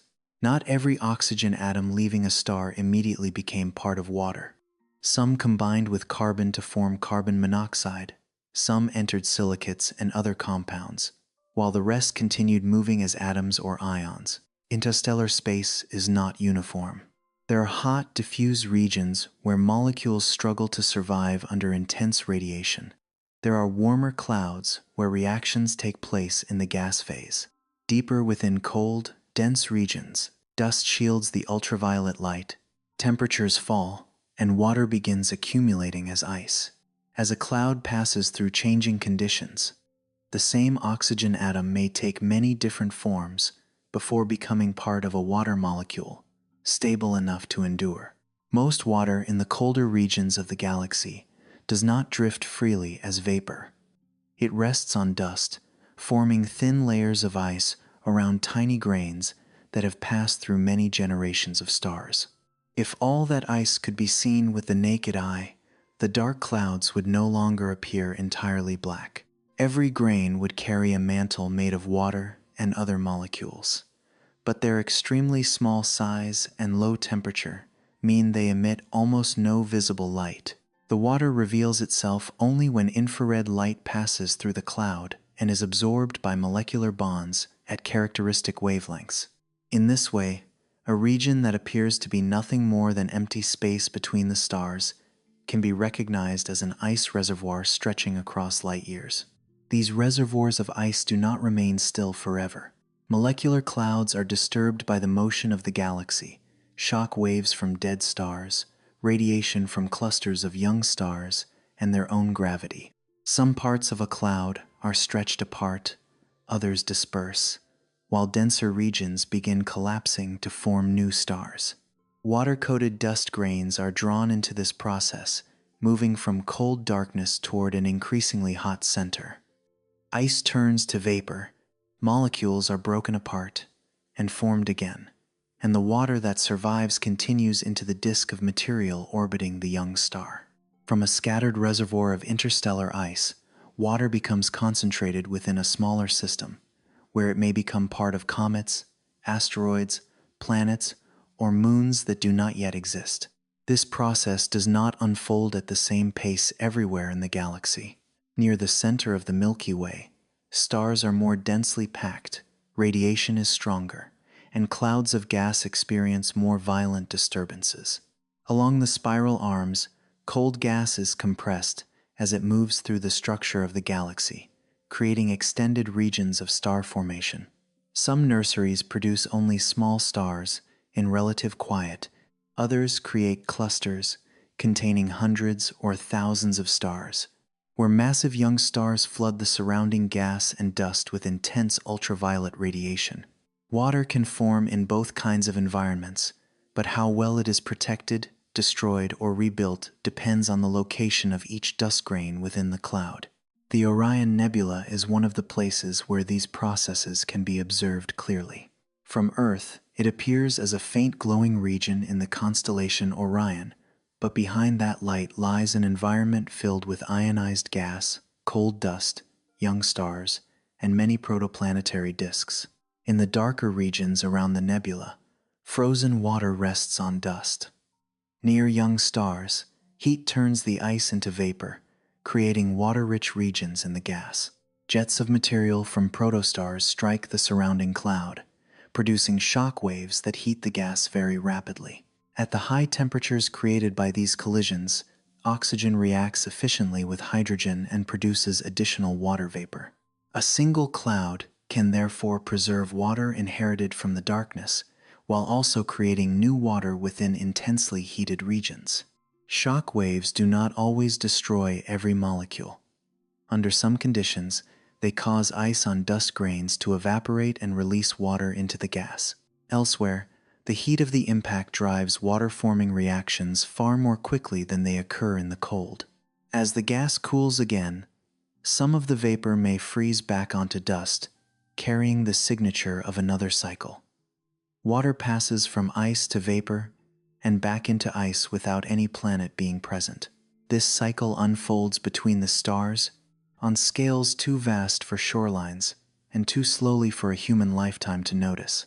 Yet it follows the same familiar changes of state that water undergoes on Earth. In certain regions with the right density and temperature, water molecules create extremely powerful radio sources known as masers. Their mechanism is somewhat similar to that of a laser, but instead of visible light, the molecules emit radiation at microwave wavelengths. Energy from shock waves, young stars, or gas surrounding an aging star places the water molecules in a special excited state. When a photon passes through, it stimulates many molecules to release nearly identical photons, creating a narrow and intense beam of radiation. A region containing only a small amount of water by astronomical standards can therefore become a radio beacon, visible from thousands of light years away. Water masers do not reveal the shape of a lake or an ocean. They appear in jets flowing from young stars, in shocked regions of clouds, and in material surrounding stars that are losing their outer layers. Yet their brightness and stable frequencies make them exceptional markers for measurement. When radio telescopes separated by great distances observe the same maser source, its tiny shift across the sky can be measured with extraordinary precision. From that motion, the distance to a star-forming region can be determined directly, while the movement of matter around the galaxy gradually comes into view. Water molecules inside a distant cloud therefore tell us more than a story of chemistry. They also help us measure the size, shape, and rotation of the Milky Way itself. Water also appears around stars that have entered the final stages of their lives. When a sun-like star swells into a red giant, its outer layers are carried away by slow, dense winds. Within that expanding atmosphere, temperature falls with distance, allowing dust to form. Chemical reactions produce water vapor, sometimes even around carbon-rich stars, where oxygen was once thought to be almost entirely locked inside carbon monoxide. Shock waves from the star's pulsations, radiation, and uneven regions of gas open chemical pathways more complex than expected. An aging star returns water, water vapor, or the ingredients needed to form water to space, adding them to the environment that will one day nourish stars not yet born. Not every water molecule released by an old star survives long enough to enter a new cloud. Ultraviolet light can break it apart into hydroxyl, oxygen, and hydrogen. Those components continue reacting with the surrounding material, becoming incorporated into dust or swept into other regions of gas. When a molecule is destroyed, its individual history comes to an end, but the matter that formed it does not disappear. Hydrogen and oxygen may remain separated for millions of years before meeting again inside a cold cloud and forming a new water molecule. The galactic cycle, therefore, does not preserve individual drops or molecules. It preserves the ingredients, continually taking them apart and assembling them again in different environments. This means that the age of water is a question that must be understood carefully. Some molecules in the solar system may have formed before the Sun and survived within the cold regions of the protoplanetary disk. But the hydrogen and oxygen atoms within water have far longer histories. Hydrogen may be nearly as old as the universe itself, while oxygen was once forged inside a star that lived and died before the solar system existed. A molecule may be broken apart and rebuilt many times, yet the matter within it still carries origins from ages far older than any ocean. Beyond the Milky Way, water vapor has also been detected in distant galaxies. The light from those galaxies began its journey when the universe was much younger than it is today. Some contain intense regions of star formation, clouds of hot gas, or bright water masers near supermassive black holes. Detecting water at such distances does not mean those galaxies are filled with oceans like Earth's. The signal usually comes from water vapor in unusual regions of gas, where conditions are energetic enough to produce radiation that can be recognized across great distances. Even so, its presence shows that water chemistry has been active on cosmic scales since very early times, as long as previous generations of stars had created enough oxygen and returned it to space. A galaxy containing water does not necessarily contain living worlds. Water is only one ingredient, even if it is an important one. It may exist in hot gas unsuitable for stable chemistry, remain locked inside deep ice, or persist on a planet without a lasting atmosphere. Water-bearing worlds also need energy, other elements, suitable chemical environments, and enough time for complex processes to unfold. The widespread presence of water, therefore, does not make life inevitable. It only shows that one of its important ingredients is not confined to a single small planet orbiting one star. Across the Milky Way, thousands of star-forming regions are gathering gas and dust into new systems. In each one, the ice coating a dust grain begins a different journey. Some grains fall into the central star and are heated completely. Others remain in the disk and become part of icy bodies. Some enter giant planets and are trapped deep within their atmospheres. Other material becomes part of rocky planets, where water may be lost or preserved inside minerals. The likelihood of each outcome depends on the mass of the star, the temperature of the disk, the location of the snow line, and the collisions that unfold during the first hundreds of millions of years. The Milky Way does not carry water like a river flowing in one fixed direction. It carries water within clouds of gas, layers of ice, aging stars, comets, planets, and dust grains that are continually reused. The galaxy's rotation carries matter around its center, while stellar explosions, stellar winds, and the gravity of clouds stir it in countless directions. An oxygen atom may leave a star in one spiral arm, drift through interstellar space, and millions of years later, become part of another planetary system. There is no clear boundary between the matter of one generation of stars and the next. Every new system is built from what older systems left behind. The Sun also formed from such a reservoir of recycled material. The cloud that gave birth to the solar system contained ancient hydrogen, oxygen from earlier stars, dust that had traveled through space, and water ice formed in the cold between the stars. Earth is not separate from the galactic cycle. Its rocks, atmosphere, oceans, and every living organism are assembled from matter that once belonged to other environments. Water on the surface is only one place where that material pauses for a time before continuing through the atmosphere, the ground, and living bodies. When a drop of water rests quietly in a glass, nothing on its surface reveals that it belongs to a system so vast. It does not emit radio signals like a maser, carry visible interstellar dust, or reveal the times its atoms were once separated. Yet its hydrogen began its history when the universe was still very young. Its oxygen was created inside stars that no longer exist, and the water molecule itself may be part of a long sequence of formation, destruction, and reformation across many environments. The galaxy is not only above us in the sky. Some of its matter has entered the oceans, the rain, and the ordinary drops of water that remain around us every day. A glass resting quietly on a table reveals almost no movement at all. The surface of the water trembles slightly when a sound passes through the room, then quickly becomes still again. Light reflecting from above makes the liquid appear transparent, simple, and entirely part of the present moment. Nothing suggests that it contains hydrogen born near the beginning of the universe, oxygen forged inside ancient stars, or molecules that may have been broken apart and reassembled many times before arriving on Earth. All those distances, temperatures, and transformations have been gathered into something so familiar that most of the time we see only water. If a small drop is lifted from the surface, its shape lasts for only a moment. Surface tension draws the molecules together, holding the drop in a curved form that reflects the surrounding light. When it falls back, it merges with the rest, and its boundary disappears instantly. There is no longer any way to identify which molecules once belonged to the drop, just as there is no way to separate water that came from rain, rivers, underground reservoirs, or the ocean.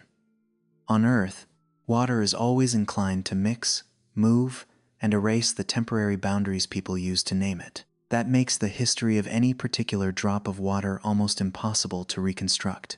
No instrument can look into the glass and determine which molecule once rested on an asteroid, which was released from the hot rock of the young Earth, or which froze onto a dust grain before the sun was born.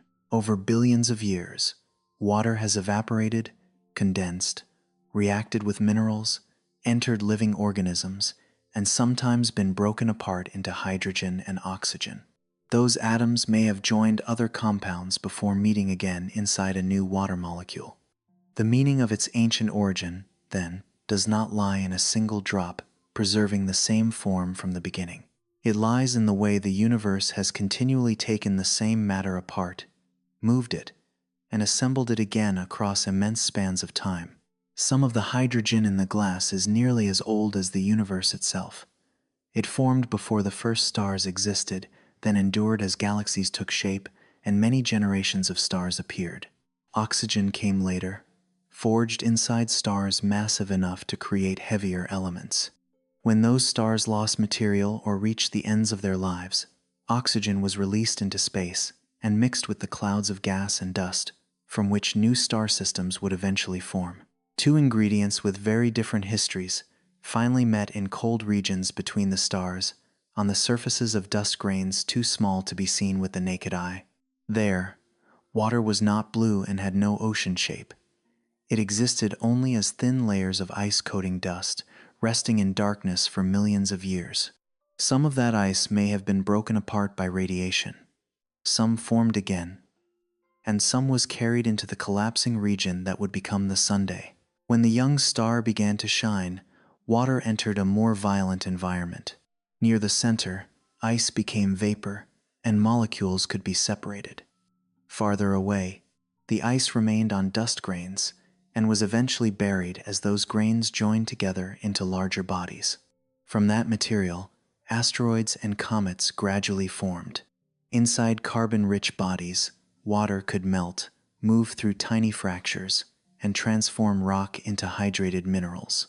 In colder regions, it remained frozen, as the giant planets disturbed the orbits of smaller objects.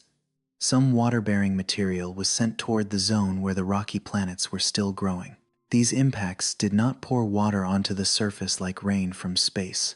They released heat, shattered rock, turned ice into vapor, and mixed material from many sources into the young planet. Some water was lost, some entered the atmosphere, and some remained within the hot rock below. Earth had to cool before that vapor could condense for long periods. The first rains may have fallen onto a crust that was still hot, evaporated, and returned to the sky again and again. Only when the surface became more stable could water begin collecting in low regions and forming the earliest seas. There was no single moment when every ocean suddenly appeared. Water simply remained for longer periods, spread farther, and became increasingly involved in the transformation of the planet.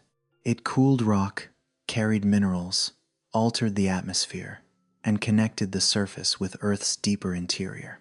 Those oceans were never places where water came to rest. Sunlight lifted molecules into the air, winds carried them away, and clouds returned them as rain or snow.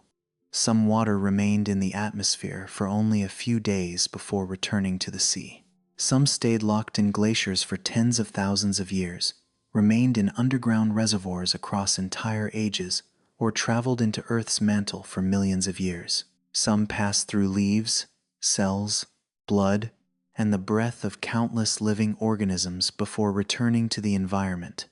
The forms changed continuously, but the matter remained within the planet's vast system. Because water circulates without end, the glass before us is not separate from the ocean, even though it holds only a small amount.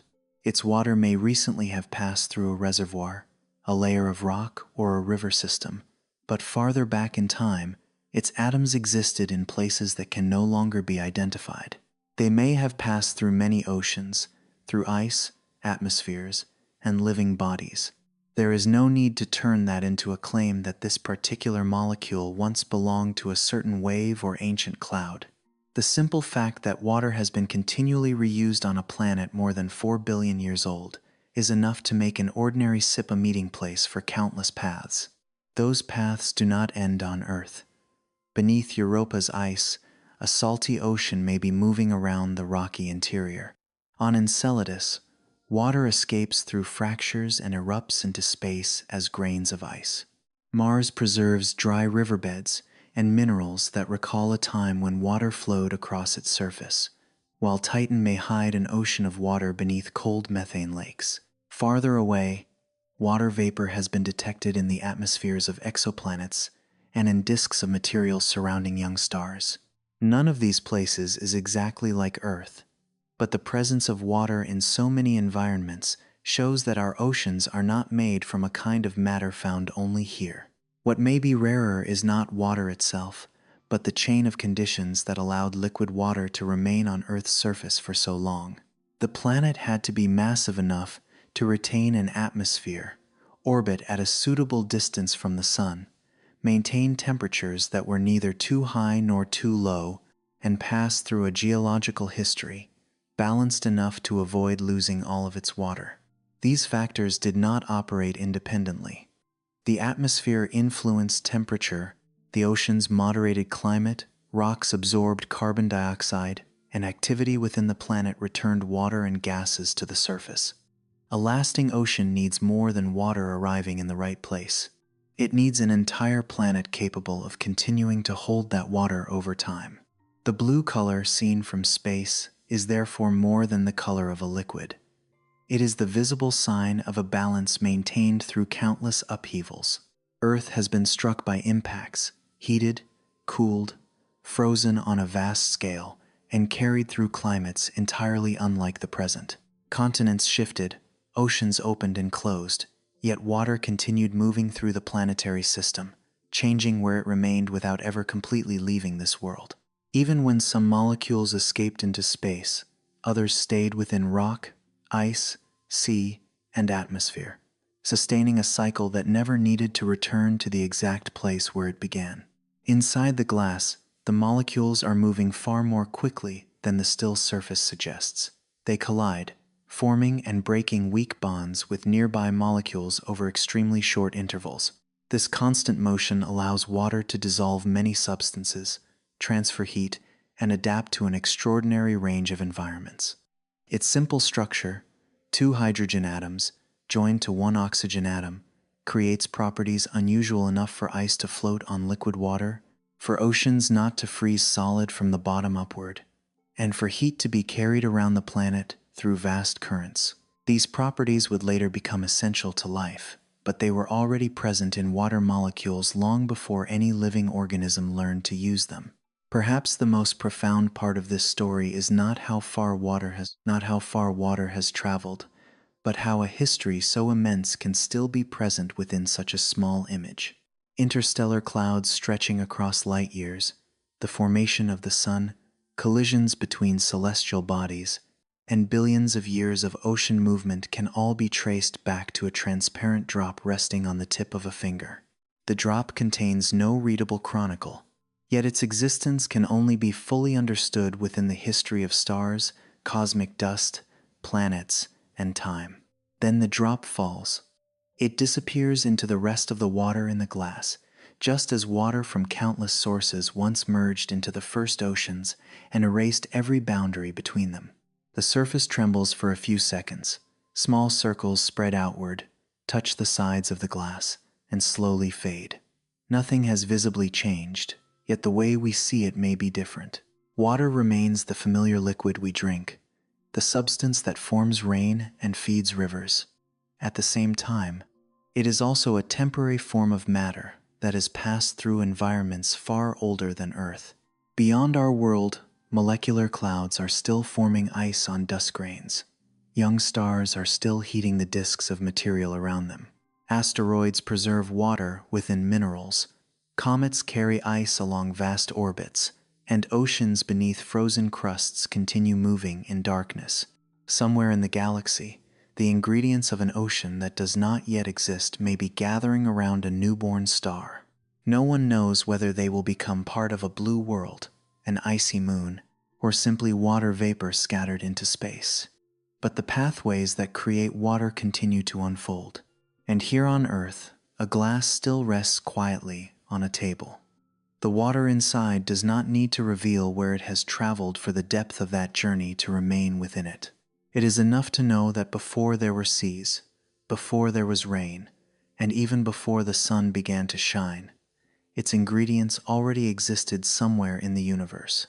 Through vanished stars, cold dust grains, and a planet gradually becoming able to retain water, that matter finally arrived here, becoming part of the oceans, part of life, and part of the ordinary moment when a person lifts a glass and takes a small sip.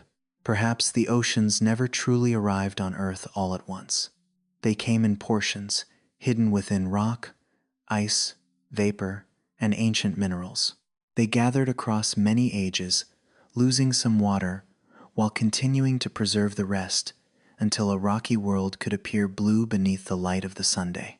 And within every drop of water that exists on that world, the vastness of the universe still rests quietly, much closer than we usually imagine.